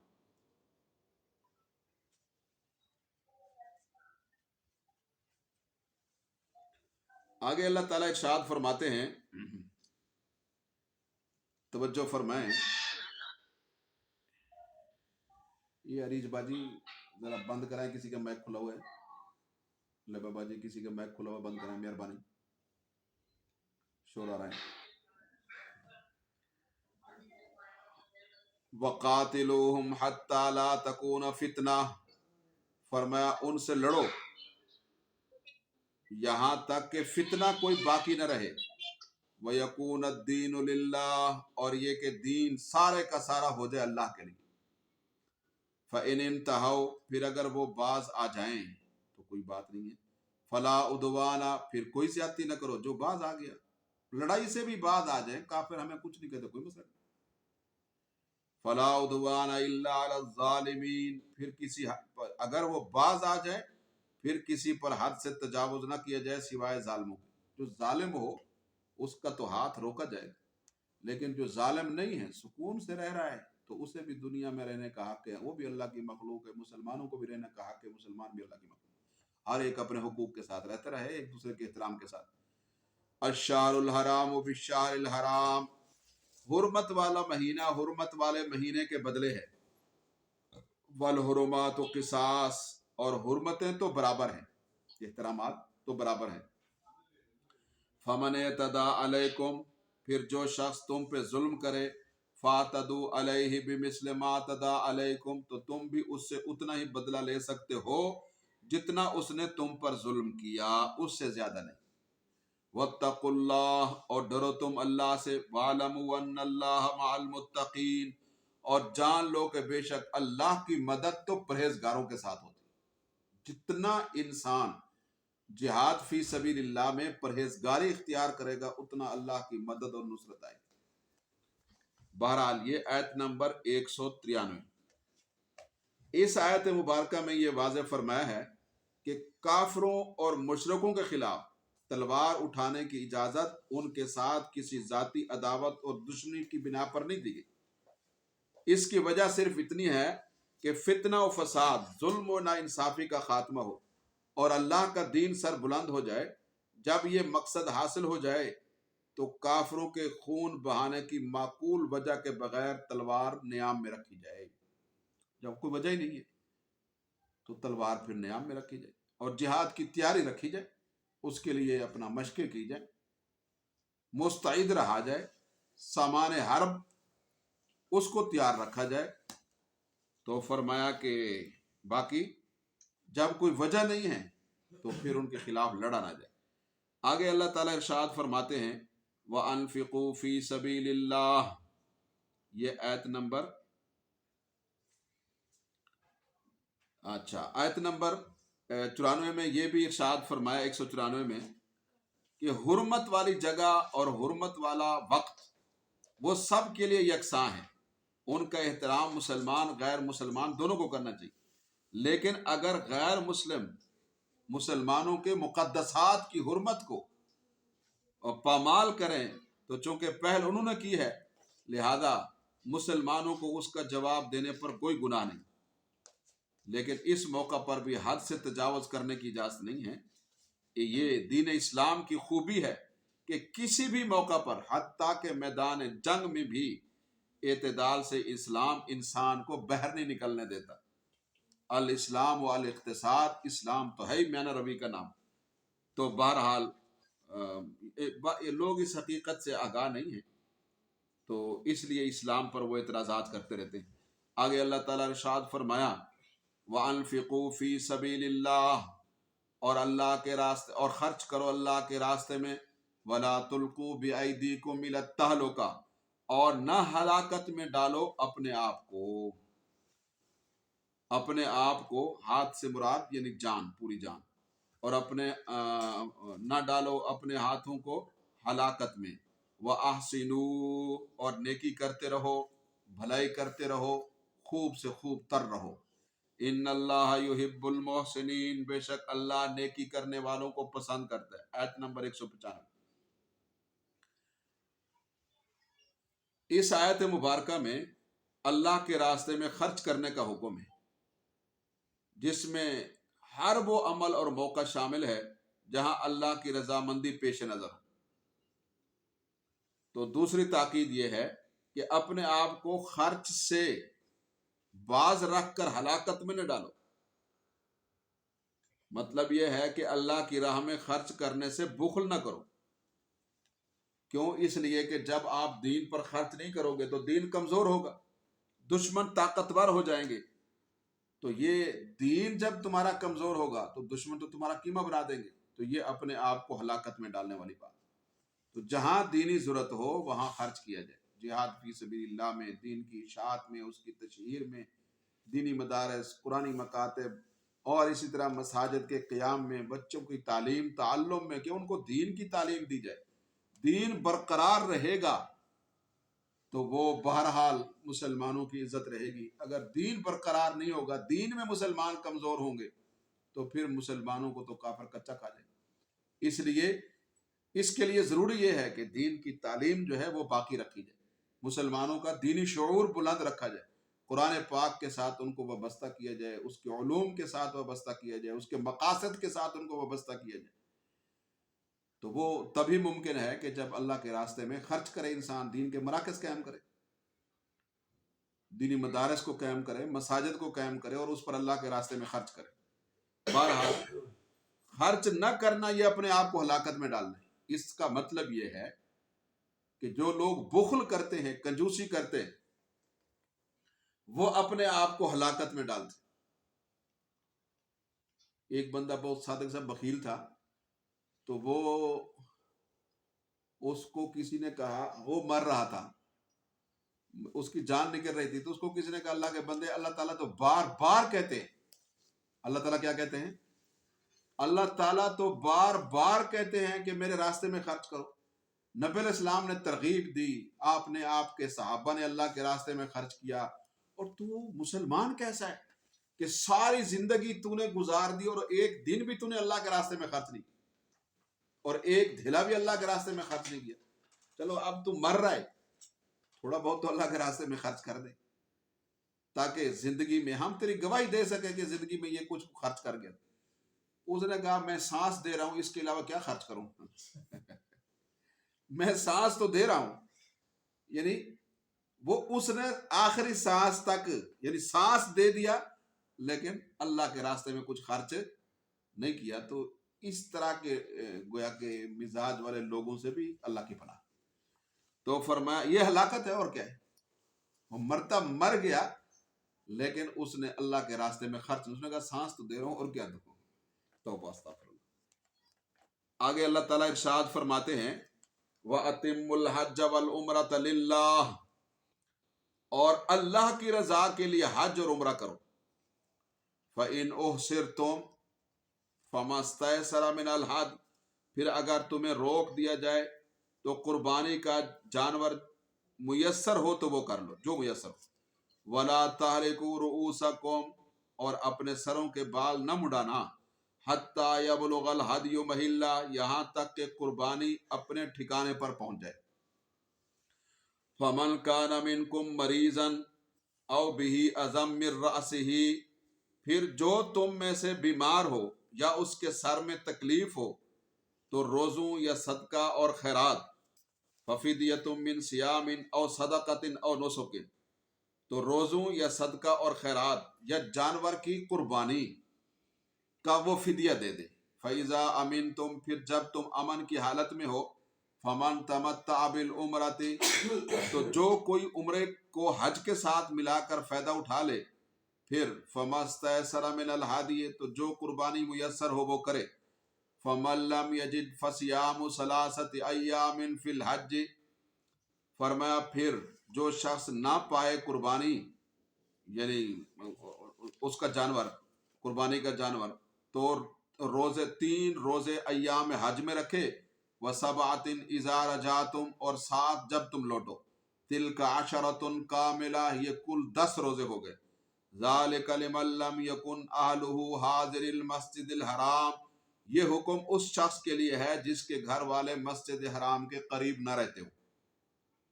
وَاتَّقُوا اللَّهَ، اور اللہ سے ڈرتے رہو، وَاعْلَمُوا، اور جان لو، ان اللہ شدید العقاب، کہ بے شک اللہ کا عذاب جو ہے یہ بہت زیادہ سخت ہے۔ یہ آیت نمبر 196۔ اس آیت مبارکہ میں حج اور عمرہ وغیرہ کی مناسبت سے کچھ احکام ارشاد فرمائے گئے۔ نمبر 1، حج اور عمرہ کو اللہ کی رضا کے لیے پورا کرنا چاہیے۔ حج اور عمرہ کو اللہ کی رضا کے لیے پورا کرنا چاہیے۔ آیت نمبر 196۔ اس آیت مبارکہ میں حج اور عمرے کی مناسبت سے کچھ احکام اللہ تعالیٰ نے ارشاد فرمائے ہیں۔ نمبر 1، حج اور عمرہ کو اللہ کی رضا کے لیے پورا کرنا چاہیے، یعنی ایک تو حج اور عمرہ اللہ کی خوشنودی کی حصول کی خاطر ہو، دوسرا یہ کہ اسے درمیان میں ادھورا نہ چھوڑا جائے بلکہ اسے مکمل کیا جائے۔ نمبر 2، اس آیت میں دوسرا حکم، اگر کوئی شخص حج یا عمرے کا احرام باندھنے کے بعد اپنے حج یا عمرے کو مکمل نہ کر سکے، مثلا کوئی سفری رکاوٹ پیش آ جائے، یہ ہوتا ہے، یا اتنا بیمار ہو جائے کہ حرم میں پہنچ کر بھی اپنے مناسک اور ارکان حج وغیرہ کے عمرہ وغیرہ کے ادا کرنے پر قادر نہ ہو سکے، تو ایسی صورت میں اس پر دم لازم آئے گا، یعنی اس کی طرف سے مکہ مکرمہ میں کم از کم ایک بکری ہدی قربانی کی جائے گی۔ جب یقینی طور پر اس کی طرف سے قربانی ہو چکے تو اس کے بعد سر کے بال مڈوا کر یا کٹوا کر چھوٹے کروا کر احرام کی پابندیوں سے آزاد ہو جائے، تو اسے دم احصار کہتے ہیں، یعنی وہ دم، وہ قربانی جو اس نے رکاوٹ کی وجہ سے دی ہے۔ اور تیسرا حکم اس آیت مبارکہ میں یہ ہے کہ اگر کوئی شخص حالت احرام میں بیماری یا تکلیف کی وجہ سے احرام کی کسی پابندی کو توڑنے پر مجبور ہو جائے تو اسے دم جنایت، غلطی کرنے کا دم، قربانی، دم کہتے ہیں خون بہانا، دم ادا کرنا پڑے گا، جس کی صورت یہ ہے کہ 3 روزے رکھے یا 6 مسکینوں کو کھانا کھلائے یا ایک بکرے کی قربانی کرے۔ اور تیسرا حکم اس آیت میں یہ ہے کہ اگر کوئی شخص احرام باندھنے کے بعد ہر طرح مطمئن اور بے خوف رہا اور اس نے ایک ہی سفر میں حج اور عمرہ دونوں کو اکٹھا کیا، حج تمتع کہتے ہیں اس کو، تو پھر دونوں کو چونکہ ایک ہی سفر میں نفع اٹھا لیا، حج بھی کر لیا عمرہ بھی کر لیا، تو اس پر شکرانے کے طور پر قربانی کرنا واجب ہے، جو ایک بکرا بھی ہو سکتی ہے اور 7 حصوں والے جانور میں ایک حصہ بھی ہو سکتا ہے۔ یہ حج کی قربانی ہے، دم شکر کہتے ہیں۔ اگر اسے قربانی کا جانور میسر نہ ہو تو پھر اس پر کل 10 روزے رکھنا لازم ہوگا، جن میں سے 3 روزے رکھنا وہ تو ایام حج کے اندر ضروری ہے، یعنی 9 ذی الحجہ تک یہ روزے رکھ لیے جائیں، اور 7 روزے جو ہیں وہ مناسک حج سے فارغ ہونے کے بعد رکھے جائیں۔ اگر قربانی کے پیسے نہیں ہیں، نہیں کر سکتے، تو یہ دم شکر کہلاتا ہے۔ اسی طرح اس آیت نمبر 196 میں چوتھا حکم یہ ہے کہ ایک ہی سفر میں حج اور عمرہ جمع کرنے کی اجازت، خواہ حج قران کی صورت میں ہو یا حج تمتع۔ حج قران اور تمتع میں یہ فرق ہے کہ حج قران میں عمرہ اور حج ایک ہی احرام کے ساتھ ہوتا ہے، اور حج تمتع میں ایک ہی سفر میں عمرہ اور حج تو ہوتا ہے، لیکن ضروری نہیں ہے احرام عمرے کا الگ ہوتا ہے۔ پھر عمرہ کر کے بندہ احرام کی پابندیوں سے آزاد ہو کر احرام کھول دیتا ہے، حلق یا قصر کرا لیتا ہے، پھر جب حج کے لیے مینا میں جاتا ہے یوم ترویہ کو تو پھر حج کا احرام باندھ لیتا ہے، تو گویا اس نے نفع اٹھا لیا درمیان میں احرام کی پابندیوں سے آزادی کا، تو یہ تمتع ہے۔ خیر بہرحال، اور حج افراد وہ ہوتا ہے جس میں صرف اکیلے حج کا احرام باندھا جائے، تو یہ 3 طرح کے حج ہیں، ہر ایک کے الگ احکام، بہرحال ہوتا سب حج یہ۔ ایک ہی سفر میں حج اور عمرہ جمع کرنے کی اجازت، خواہ حج قران کی صورت میں ہو یا حج تمتع کی صورت میں، یہ صرف ان لوگوں کے لیے ہے جو حرم مکہ کے رہائشی نہ ہوں، کیونکہ وہ دور سے آئے ہیں تو چلو اس سہولت سے فائدہ اٹھا لیں، کیونکہ اہل مکہ کو صرف حج افراد کی اجازت ہے، اکلوتے حج کی اجازت ہے، خواہ وہ ایک سفر میں حج اور عمرہ کو یہ اہل مکہ جمع بہرحال نہیں کر سکتے۔ وجہ اس کی یہ ہے کہ حج کا احرام حدود حرم کے اندر سے باندھا جاتا ہے اور عمرے کا احرام باندھنے کے لیے حدود حرم سے باہر جانا ضروری ہوتا ہے۔ حج کے اور عمرے کے احرام میں فرق ہے۔ اور اہل مکہ چونکہ مقامی لوگ ہیں اس لیے انہیں صرف حج افراد کی اجازت دی گئی ہے، اس کے علاوہ یہ لوگ کسی بھی وقت عمرہ کر سکتے ہیں، جبکہ بحر سے آنے والوں لوگوں کے لیے اتنا آسان نہیں ہوتا عمرہ کرنا، وہ عمرے کے لیے مستقل سفر کرتے، تو اس لیے حج تمتع اور حج قران جو ہے وہ بحر والوں کے لیے رکھا گیا۔ بہرحال یہ اس آیت مبارکہ میں احکام تھے جو میں نے عرض کر دی۔ آگے اللہ تعالیٰ آیت نمبر 197 میں ارشاد فرماتے ہیں الحج اشہر معلومات، تو جہاد کے بعد حج کے احکام ہیں۔ حج، اس کے متعلق میں ایک بات کرتا ہوں، حج وہ اہم اسلامی عبادت ہے کہ جس پر ہمارا دین مکمل ہو گیا، جس پر ہمارا دین مکمل ہو گیا، یہ آخری فریضہ ہے اور اس پر اللہ نے اپنا دین مکمل کر دیا ہے، اور دین کے مکمل ہونے کا اعلان بھی 10 ذی الحجہ میں حجۃ الوداع میں حج کے موقع پر ہی ہوا ہے۔ تو کتنی بڑی، یعنی یہی وجہ ہے کہ جو شخص حج نہیں کرتا وسعت کے باوجود، نبی کریم صلی اللہ علیہ وسلم نے فرمایا اس کا دین سے کوئی تعلق نہیں ہے، اب وہ چاہے تو یہودی ہو کے مرے یا چاہے تو وہ عیسائی ہو کے مرے۔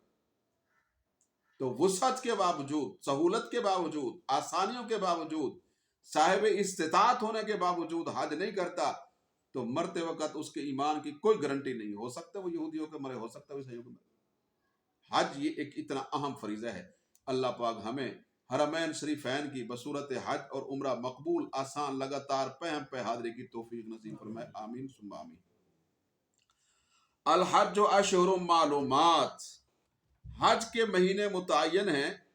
فمن فرض فیہن الحج فلا رفث ولا فسوق ولا جدال فی الحج، تو جس پر ان مہینوں میں حج فرض ہو جائے تو نہ عورتوں سے وہ بے تکلف ہو اور نہ کوئی اور گناہ کرے اور نہ ہی حج میں جھگڑا کرے۔ حج کے اندر مختلف علاقوں کے مختلف طبیعتوں اور مزاجوں کے لوگ جمع ہوتے اور مشقت کا ماحول ہوتا ہے، تو کوئی چیز بھی طبیعت کے موافق انسان کو گھر کی طرح میسر نہیں ہو رہی ہوتی، تو طبیعت میں تھکاوٹ بھی ہوتی ہے، جسم میں چڑچڑا پن بھی ہوتا ہے، صبر آزما لمحات بھی ہوتے ہیں، تو معمولی باتوں پر بہرحال وہ لوگ جو ہے وہ ماچس کی تیر طرح بھڑک پڑتے، تو لڑنا نہیں، گناہ کا کام نہیں کرنا، گالی دینا گناہ ہے اور لڑائی نہیں کرنی حج کے عام حالات میں بھی، لیکن حج میں اگر یہ کیا تو حج کا بیڑا غرق ہو جائے گا۔ وَمَا تَفْعَلُوا مِنْ خَيْرٍ، صبر و استقامت کے ساتھ، خاموشی کے ساتھ مناسک حج کو مکمل کرنا اللہ کی رضا کے لیے۔ وَمَا تَفْعَلُوا مِنْ خَيْرٍ يَعْلَمُهُ اللَّهُ، اور فرمایا تم میں سے جو بھی نیکی کرے اللہ، خیر کا کام کرے اللہ اس کو جانتے، یعنی اللہ اس کا اجر دیں گے۔ وَتَزَوَّدُوا فَإِنَّ خَيْرَ الزَّادِ التَّقْوَىٰ، اور زاد راہ لے لیا کرو کیونکہ بہترین زاد راہ تقوی ہے۔ وَاتَّقُونِ يَا أُولِي الْأَلْبَابِ، اور ڈرو اللہ سے، اللہ فرماتے مجھی سے ڈرو اے دانش مندو، عقل مندو، خرد مندو۔ یہ آیت نمبر 197 ہے۔ اس آیت مبارکہ میں آداب حج سے متعلق چند چیزیں بیان کی گئی ہیں، مثلا یہ کہ دوران حج احرام حج کی پابندیوں کو نہ توڑے، یعنی اپنی بیوی سے بے تکلفی کی کوئی بات یا کوئی عمل بھی نہ کرے، جماع اور اس کے مبادیات اور اس طرح مباشرت اور اس کے اسباب بھی اختیار نہ کرے، بات بھی نہ کرے احرام کے اندر، کوئی گناہ نہ کرے، لڑائی جھگڑا، بد زبانی، گالی گلوچ۔ نبی کریم صلی اللہ علیہ وسلم نے فرمایا مسلمان کی تو یہ شان ہی نہیں ہے کہ کسی کو گالی گلوچ کرے۔ آپ نے ارشاد فرمایا ہے سباب المسلم کے فسوق، سباب المسلم فسوق، مسلمان کو گالی دینا تو کبیرہ گناہ، وقتالہ کفر، اور مسلمان کے ساتھ لڑائی کرنا، قتل و قتال کرنا، اس کو مار ڈالنا، یہ تو کفر ہے جو کافر کی سزا ہے ابدی جہنم، وہی قاتل کی سزا ہے ہمیشہ کی جہنم۔ من یقتل مؤمنا متعمدا فجزاؤہ جہنم خالدا فیہا وغضب اللہ علیہ ولعنہ واعد لہ عذابا عظیما۔ فرمایا جو بندہ किसी मोमिन को जानबूझकर कत्ल कर देता है, इसका बदला जहन्नम है, ये उसमें हमेशा रहेगा।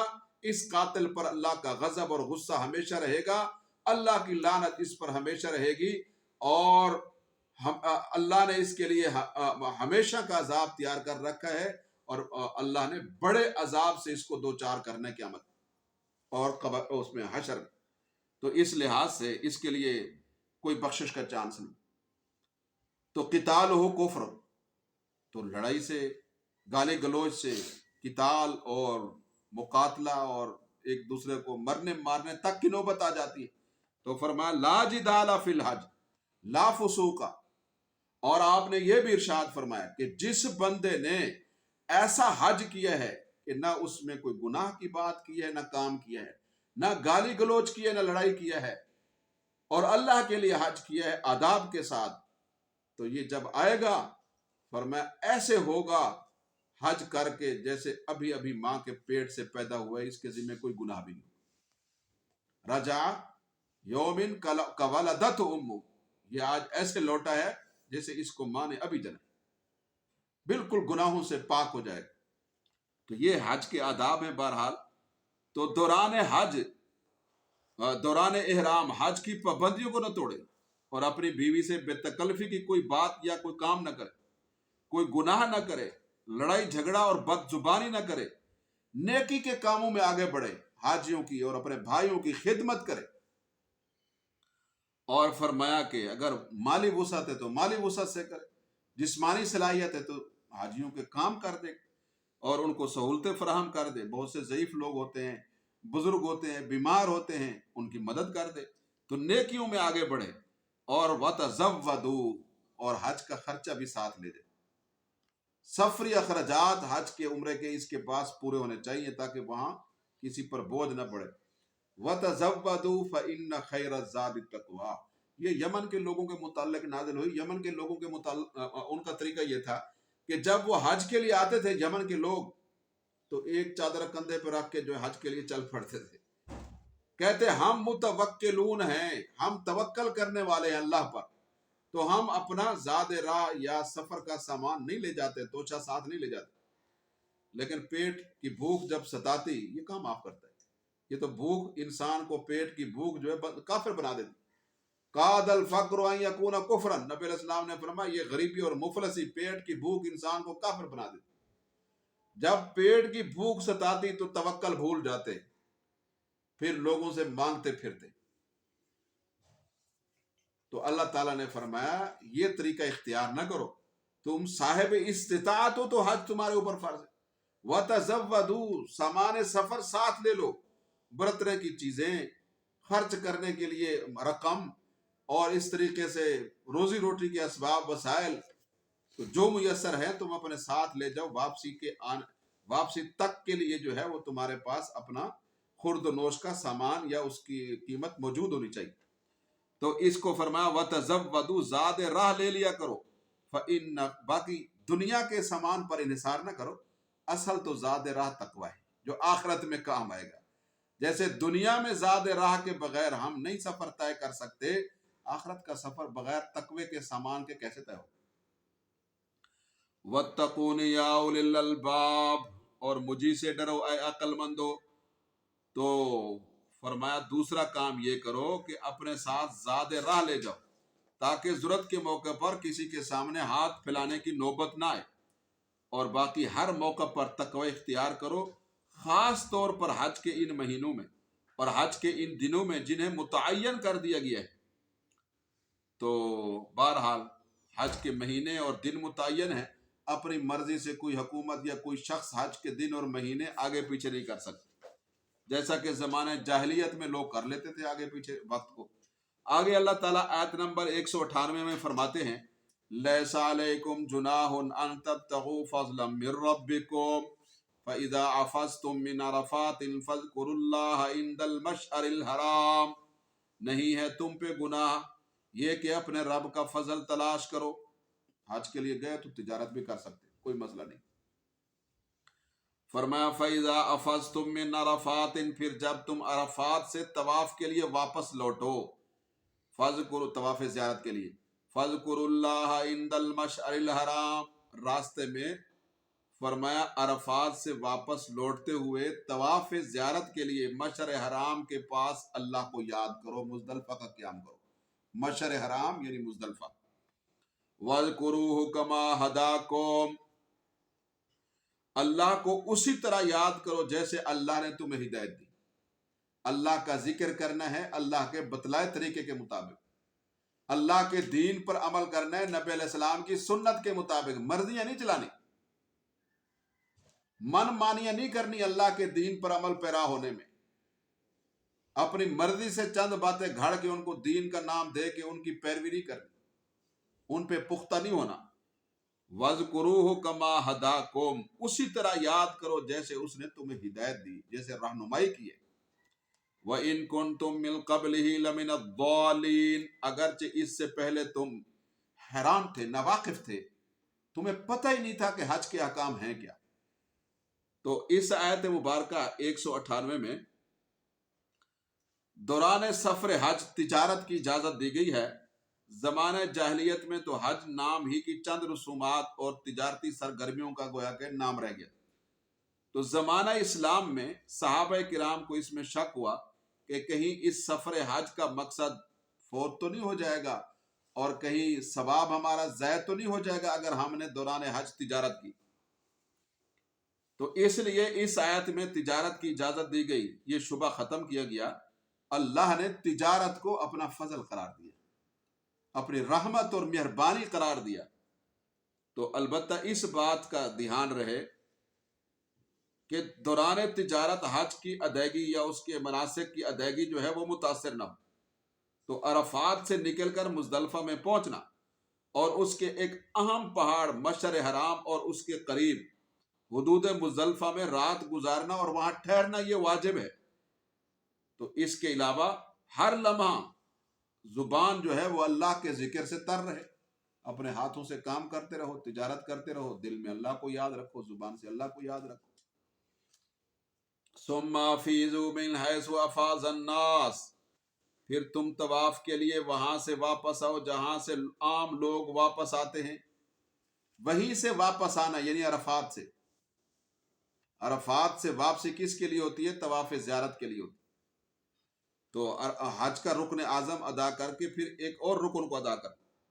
सुम्मा फीज़ू मिन हैसु अफ़ाज़न नास, फिर तुम तवाफ के लिए वहां से वापस आओ जहां से और लोग वापस आते हैं। ए कुरैशियों, वस्तगफिरुल्लाह, और अल्लाह से अपने गुनाहों की माफी मांगो। इन्नल्लाह गफूरुर रहीम, बेशक अल्लाह बहुत बख्शने वाला और निहायत मेहरबान है। आयत नंबर 199 में अल्लाह ताला ने ज़माने कुफ्र में जो हज के हवाले से कुरैशियों की एक गलती थी उसकी इस्लाह फरमाई। कुरैश ये कहते थे जी हम खाना काबा के मुतवल्ली हैं और हम जनाबे वाला खाना काबा के मुजावर हैं और हम खाना काबा की खिदमत करने वाले हैं। तो ये लोग इस वजह से अपने आप को ज्यादा मुकद्दस समझते थे और कानून से मावरा समझते थे। तो अपने आप को क्या कहते थे जी? गोया कि हम हुमुस हैं। हुमुस का माना मतलब यह कि हम अहम लोग हैं और बड़े लोग हैं। तो अय्याम हज में वो अपना इम्तियाज इस तरह ज़ाहिर करते थे कि वकूफ़ के लिए मैदान अरफात में नहीं जाते थे। वो ये कहते थे कि अरफात का मैदान हुदूद हरम से बहर है और हम तो हरम के मुतवल्ली, हुदूद हरम से बहर हम क्यों जाए। लिहाजा वो हालांकि हज का रुकन आज़म था अरफात में ठहरना, उसमें नहीं जाते थे। तो अल्लाह ताला ने फरमाया कि अरफात जो हुदूद हरम से बहर है तो इसलिए कहते हम नहीं जाएंगे। तो वो मुज़दलिफ़ा ही से वापस आ जाते। इसलिए फरमाया जहां से लोग वापस आए तुम भी वहीं से वापस आओ, मुज़दलिफ़ा में, मिना में, हरम में। तो बाकी अरकान ने हज की अदायगी में अगर तुमने ये अपने लिए इम्तियाज इख्तियार कर रखा है तो ये तो काबिल गिरफ्त है और सख्त गुनाह है। इस पर अल्लाह से माफी मांगो, अल्लाह तुम्हें माफ कर दे। तो बहरहाल हज और उम्रे में تو مساوات ہوتی ہے، امتیازات نہیں ہوتے ہیں۔ اب تو کیٹیگری ہے، یہ عوام کے لیے یہ سہولتیں ہیں، خواص کے لیے یہ سہولتیں۔ اسلام میں ایسا کوئی عوام خواص نہیں ہے، اسلام میں سب کے لیے مساوات ہے۔ ایک ہی صف میں کھڑے ہو گئے، محمود و یاد، نہ کوئی بند رہا نہ کوئی بند نہ ہوا۔ تو بہرحال اللہ کے گھر کا طواف جو ہے وہ مسکینی اور عاجزی سے کرنا چاہیے، نہ کہ جناب والا وہ فخر اور پروٹوکول کے ساتھ کرنا چاہیے۔ تو آگے اللہ تعالیٰ ارشاد فرماتے ہیں فَإِذَا قَضَيْتُم مَّنَاسِكَكُمْ فَاذْكُرُوا اللَّهَ كَذِكْرِكُمْ آبَاءَكُمْ أَوْ أَشَدَّ ذِكْرًا فَمِنَ النَّاسِ مَن يَقُولُ رَبَّنَا آتِنَا فِي الدُّنْيَا وَمَا لَهُ فِي الْآخِرَةِ مِنْ خَلَاقٍ وَمِنْهُم مَّن يَقُولُ رَبَّنَا آتِنَا فِي الدُّنْيَا حَسَنَةً وَفِي الْآخِرَةِ حَسَنَةً وَقِنَا عَذَابَ النَّارِ۔ آیت نمبر 200 اور 201۔ فَإِذَا قَضَيْتُم، پھر جب تم ارکان حج کو، مناسک یعنی ارکان حج کو ادا کر لو، تو فَاذْكُرُوا اللَّهَ كَذِكْرِكُمْ آبَاءَكُمْ، تو اللہ کا ذکر کرو جیسے تم اپنے آباء و اجداد کا ذکر کرتے ہو، او اشد ذکر، یا اس سے بھی زیادہ۔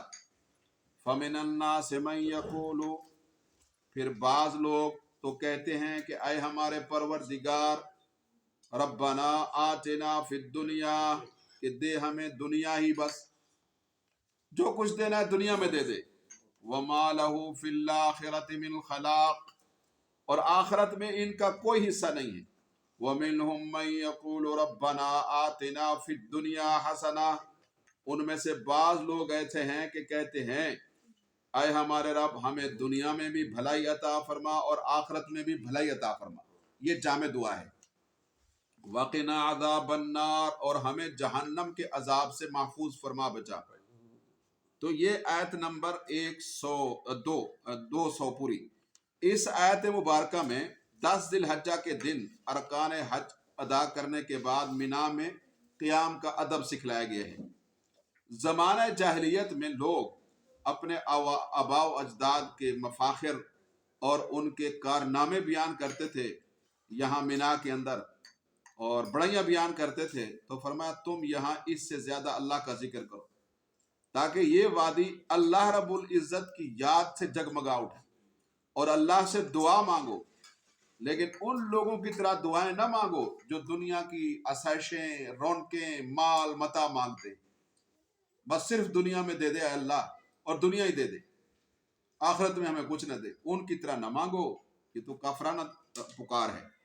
فرمایا تم یہ کہو کہ اے اللہ ہمیں آخرت کی بھی ہر خیر اور بھلائی عطا فرما، اور دنیا کی بھی ہر خیر اور بھلائی عطا فرما۔ یہ دعا نبی کریم صلی اللہ علیہ وسلم بکثرت مانگتے تھے، اور اس کو جامع دعا قرار دیا گیا ہے۔ یہ صرف آخرت نہیں، دین کی بھلائی، دنیا کی بھلائی، آخرت کی بھلائی، یہ ایک جامع دعا ہے۔ اے اللہ ہمیں اپنے عذابوں سے بھی بچا۔ آگے فرمایا اولئک لہم نصیب مما کسبوا، آیت نمبر 202۔ انہی لوگوں کے لیے ان کی کمائی میں سے ہے جو انہوں نے کمایا، واللہ سریع الحساب، اور اللہ جلد حساب لینے والا۔ اس آیت میں اللہ تعالیٰ نے ان لوگوں کے لیے پورے اجر و ثواب کا وعدہ فرمایا جو نیکیاں کما رہے ہیں۔ تو اللہ کا وعدہ تو ہمیشہ سچا ہوتا ہے، اللہ اپنے وعدے کے خلاف نہیں کرتا۔ آگے اللہ تعالیٰ ارشاد فرماتے ہیں آیت نمبر 203 میں، وَاذْكُرُوا اللَّهَ فِي أَيَّامٍ مَّعْدُودَاتٍ، فرمایا کہ یاد کرو تم گنتی کے، اللہ کو یاد کرو تم گنتی کے چند دنوں میں، فَمَن تَعَجَّلَ فِي يَوْمَيْنِ فَلَا إِثْمَ عَلَيْهِ، پھر جو شخص 2 ہی دن میں جلدی چلا گیا تو اس پر کوئی گناہ نہیں، وَمَن تَأَخَّرَ فَلَا إِثْمَ عَلَيْهِ، اور جو پیچھے رہ گیا اس پر بھی کوئی گناہ نہیں، لِمَنِ اتَّقَىٰ، اس شخص کے لیے جو تقوی اختیار کرے، وَاتَّقُوا اللَّهَ، اور ڈرو تم اللہ سے، وَاعْلَمُوا أَنَّكُمْ إِلَيْهِ تُحْشَرُونَ، اور جان لو کہ تم اسی کے پاس جمع کیے جاؤ گے۔ آیت نمبر 203 میں اللہ تبارک و تعالی نے متعین دنوں سے مراد 11، 12، 13 ذی الحجہ ہے، اس آیت کا مطلب یہ نہیں ہے کہ صرف انہی دنوں میں اللہ کو یاد کرو، باقی دنوں میں نہیں، بلکہ آیت کا مطلب یہ ہے کہ اللہ کا ذکر، اللہ کی یاد ان دنوں میں اور دنوں کی بنسبت زیادہ کرو. جیسے جمعہ کے دن درود پڑھو، یعنی کثرت سے پڑھو، تو عام دنوں کی نسبت زیادہ کرو، کیونکہ یہ مینا کے دن ہیں. مینا میں گویا کہ یہاں ٹھہرنا ہوتا ہے 11، 12 اور 13 ذی الحجہ، تو عام دنوں کی بنسبت اللہ کا ذکر مینا میں زیادہ کرو. اس کی وجہ یہ ہے کہ مینا میں کافر اپنے آباء و اجداد کے فخریہ کارنامے بیان کرتے ہیں، تو فرمایا اب تم اللہ کی یاد زیادہ کرو. تو یہ حدیث میں بھی ہے کہ یہ آپ نے فرمایا یہ کھانے پینے اور ذکر اللہ کے دن ہیں، ایام تشریق میں شامل ہیں یہ، تو ان دنوں میں کھاؤ پیو اور اللہ کا ذکر کرو. تو اس آیت میں یہ بھی رخصت ہے کہ 13ویں تاریخ کو مینا میں قیام ضروری نہیں. اگر کوئی شخص 12 تاریخ کو جمرات کی رمی سے فارغ ہو کر مینا سے جانا چاہتا ہے مکہ یا گھر، تو کوئی حرج نہیں. اگر 12 تاریخ کا سورج مینا میں ہی غروب ہو جائے تو پھر 13 تاریخ کو کنکریاں مار کے اس کے بعد وہاں سے روانہ ہو جائے. یہ مطلب اس کا.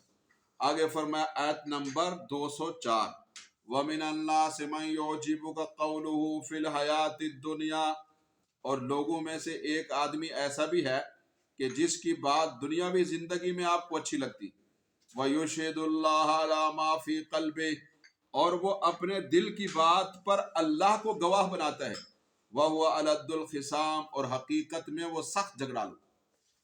اس آیت مبارکہ میں اللہ تعالیٰ نے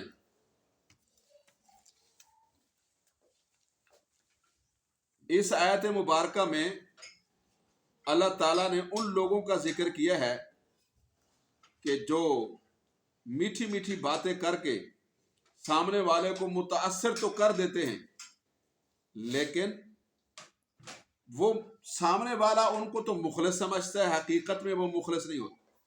وہ اس کی ظاہری شکل و صورت دیکھ کر متاثر ہوتے، دھوکہ کھاتے.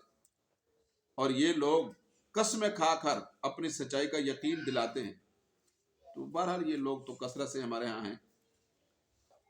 تو منافقین میں ایک شخص تھا اخنس بن شریق. یہ ایک ایسا آدمی تھا کہ جو نبی کریم صلی اللہ علیہ وسلم کے پاس آتا تھا، بڑی میٹھی میٹھی باتیں کرتا اور کہتا اللہ گواہ میں سچا. تو نبی علیہ السلام عالم الغیب تو تھے نہیں، تو آپ اس کی باتوں سے کیا ہو جاتے تھے، بعض اوقات متاثر ہو جاتے تھے، حسن ظن فرما لیتے تھے. تو اللہ تعالیٰ نے فرمایا یہ بڑا جھگڑالو آدمی، میٹھی میٹھی باتیں کرتا ہے. جی ہمارا تو اصل میں مقصد ہے کہ لوگوں کے درمیان صلح کرا دیں، لیکن لگائی بجھائی سے بات نہیں آتے. تو یہ الد الخصام ہے، سخت جھگڑالو ٹائپ آدمی ہے. تو جہاں بھی کوئی گیدرنگ ہوتی ہے، اجتماع ہوتا ہے، اس طرح کے لوگ ہوتے رہتے ہیں. تو حج کے موقع کی مناسبت سے یہاں ان کو بیان کیا ہے کہ یہاں بھی چکن نہ رہنا چاہیے لوگوں سے. بعض لوگ نا جذبات کو بھڑکا کر لوگوں کو آپس میں لڑا دیتے. کہتے ہمارا تو مقصد یہ تھا کہ صحیح خبر لوگوں تک پہنچائے، تو وہ صحیح خبر میں شر ہوتا ہے، تو وہ خبر نہیں پہنچانی چاہیے. وَإِذَا تَوَلَّا سَعَىٰ فِي الْأَرْضِ لِيُفْسِدَ فِيهَا وَيُهْلِكَ الْحَرْثَ وَالنَّسْلَ، اور جب وہ واپس جائے تو زمین میں فساد پھیلانے کی کوشش کرے. یعنی نبی علیہ السلام کی مجلس سے جب اٹھتا تھا اخنس تو زمین میں فساد پھیلاتا تھا. وَيُهْلِكَ الْحَرْثَ وَالنَّسْلَ، اور فصلوں اور جانوروں کو تباہ کر دے. وَاللَّهُ لَا يُحِبُّ الْفَسَادَ، اللہ فساد پھیلانے والوں کو پسند نہیں کرتا. یہ وہی آیت کہ کچھ لوگ ظاہری طور پر تو بہت متاثر کن ہوتے ہیں، لیکن حقیقت میں وہ فساد پھیلانے والے ہوتے. کسی کے کھیت کو آگ لگا دی، کسی کے جانور کو نقصان پہنچا دیا، راہ چلتے کوئی شرارت کر دی، کسی پر جھوٹا مقدمہ کروا دیا، کسی پر بے سرپا الزامات لگا دیے، کسی پر اپنے مال اور دولت اور عہدے کا منصب اس کا روپ جھاڑ کر نقصان پہنچا دیا. تو ظاہری شکلوں پر یا باتوں پر نہیں جانا چاہیے. اللہ نے یہ واضح کیا کہ یہ چیزیں اللہ کو پسند نہیں ہیں، اس لیے ان چیزوں سے بچنے کا اہتمام کرنے. دیکھنا چاہیے وہ بندہ اچھا ہے کہ جو نہ کسی کو جناب والا نقصان نہیں دیتا کسی بھی چیز کا، بلکہ راحت کا سامان پیدا کرتا. تو وہ بھلے کم گو ہو، زیادہ نہ بولے، وہ سب سے اچھا. اور باتیں کرنے والا ہو، अच्छी अच्छी, लेकिन शर फैलाने वाला हो तो फिर उसका क्या है। फरमाया वइज़ा क़ील लहु इत्तक़िल्लाह अख़ज़तहुल इज़्ज़तु बिल इस्मि फ़हस्बुहु जहन्नम, और जब उससे कहा जाए कि अल्लाह से डरो, लोगों को नुकसान न दो नाहक इस तरह से तकलीफ देकर, तो गुरूर उसे गुनाह पर आमादा कर देता है। वो कहते मुझे तुमने ये कह दिया, उसकी अना को ठेस पहुंच जाती। फहस्बुहु जहन्नम, तो ऐसे शख्स के लिए जहन्नम ही काफी है। वला बिसल मिहाद, और वो बहुत बुरा ठिकाना है। जहन्नम जो है ये आयत नंबर 206। तो इसमें भी यही फरमाया गया कि बाज लोग ऐसे हैं कि जब कोई बंदा उनकी शरारतों को देखकर उन्हें समझाने की कोशिश करता है कि ऐसा ना करो, लोगों पर नाहक मुकदमे न कराओ, इस तरह से लड़ाई दंगा फसाद न करो, तो वो गुरूर और तकब्बुर की वजह से उसकी बात सुनने के लिए तैयार ही नहीं होते, और नसीहत करने वाले के हवाले से तकब्बुर में मुब्तला होते हैं। कहते हैं इसे जुर्रत कैसी हुई कि ये हमें नसीहत करे, क्या इसे हमारी इस्लाह की जिम्मेदारी सौंपेगी, ये हमारी इस्लाह करेगा और कोई नहीं हमारी इस्लाह। तो अल्लाह ने फरमाया ऐसे शख्स के लिए जहन्नम ही काफी, जो बदतरीन ठिकाना। भाई जो खैर की बात कर रहा है, सुलह की बात कर रहा है, फसाद से बचने की बात कर रहा है, उसको गौर से सुनो। वमिनन्नासि मन युजिबुका वमिनन्नासि मन यश्तरी नफ्सहु इब्तिगाअ मर्ज़ातिल्लाह, और फरमाया कि लोगों में से बाज ऐसे भी हैं, लोगों में से बाज ऐसे भी हैं जो अल्लाह की रजा हासिल करने के लिए अपने नफ्स को बेच देते। वल्लाहु रऊफुम बिल इबाद, और अल्लाह अपने बंदों पर बहुत मेहरबान है। तो इस आयत मुबारका में मुनाफिकीन के बिल मुकाबिल मुखलिस लोगों का जिक्र किया गया है, जो अपना माल तो क्या अपनी जान भी अल्लाह के नाम पर बेचने के लिए तैयार हो जाते। उसके एवज वो सिर्फ अल्लाह की खुशनुदी हासिल करना चाहते, बस कि मेरा अल्लाह मुझसे राजी हो जाए। जान खर्च करके और माल खर्च करके वो अल्लाह की रजा को चाहते हैं। यह आयत मुबारका हजरत सुहैब रूमी रजी अल्लाह तआला अन्हु के बारे में नाज़िल हुई। लोगों में से बाज ऐसे हैं जो अल्लाह की रजा हासिल करने के लिए अपने नफ्स को बेच देते हैं। वल्लाहु रऊफुम बिल इबाद, और अल्लाह अपने बंदों पर बहुत शफीक है, बहुत मेहरबान है। आयत नंबर 207। ये आयत मुबारका हजरत सुहैब रूमी रजी अल्लाह तआला अन्हु के बारे में नादिल हुई है कि हजरत सुहैब रूमी का वाकया ये है कि जब मुशरिकीन को हजरत सुहैब रूमी की हिजरत की इत्तला हुई तो उन्होंने उनका पीछा किया और एक जगह पहुंचकर उन्हें रोक लिया। तो हजरत सुहैब रूमी ने रजी अल्लाह तआला अन्हु उन्हें पेशकश की कि अगर तुम मुझे हिजरत से ना रोको तो मैं तुम्हें अपना घर बार सारा माल और दौलत देने के लिए तैयार हूं। तो मुशरिकीन मक्का इस बात पर राजी हो गए और हजरत सुहैब रूमी सब कुछ कुर्बान करके और उनको देकर हिजरत करके मदीना मुनव्वरा पहुंच गए। तो जब वो पहुंचे तो अल्लाह ताला ने ये आयत मुबारका सूरह बकरा की 207 नाज़िल फरमाई। फरमाया मिनन्नास मन यश्तरी नफ्सहु इब्तिगाअ मर्ज़ातिल्लाह, लोगों में से एक बंदा ऐसा भी है जो अपने नफ्स को बेच देता है अल्लाह की रजा के हुसूल के लिए कि मेरा अल्लाह मुझसे राजी हो जाए। वल्लाहु रऊफुम बिल इबाद, और अल्लाह अपने बंदों पर बहुत शफीक है। तो ये मुखलिस लोग हैं, ईमान वाले, जो अपना माल तो क्या जान भी अल्लाह के नाम पर बेचने के लिए तैयार होते और इसके बदले में सिर्फ अल्लाह की रजा चाहते और कुछ नहीं।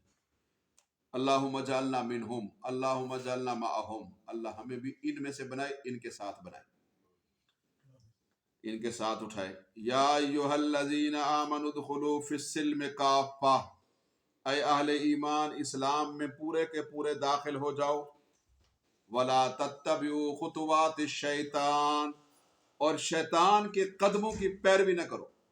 इन्नहु लकुम अदुव्वुम मुबीन, बेशक वो तुम्हारा खुला दुश्मन है। तो इस आयत का पस मंजर ये है कि फतह मक्का के बाद जब मुख्तलिफ कबाइल के लोग मुसलमान होने लगे तो फिर बनु सकीफ वाले, ताइफ वाले, ये भी मुसलमान होने लगे। یہ طائف کے سردار نبی کریم صلی اللہ علیہ وسلم کے پاس آئے. انہوں نے کہا حضرت ہم اسلام تو لاتے ہیں، اب شکست تو ہمارا مقدر ہو چکی ہے، ہم جیت تو نہیں سکتے، آپ سے رہنا تو ہے، تو ہم اسلام لاتے ہیں لیکن ہماری کچھ شرائط ہیں، تو ان شرائط کو آپ منظور فرما لیں تو ہم اسلام لائیں گے.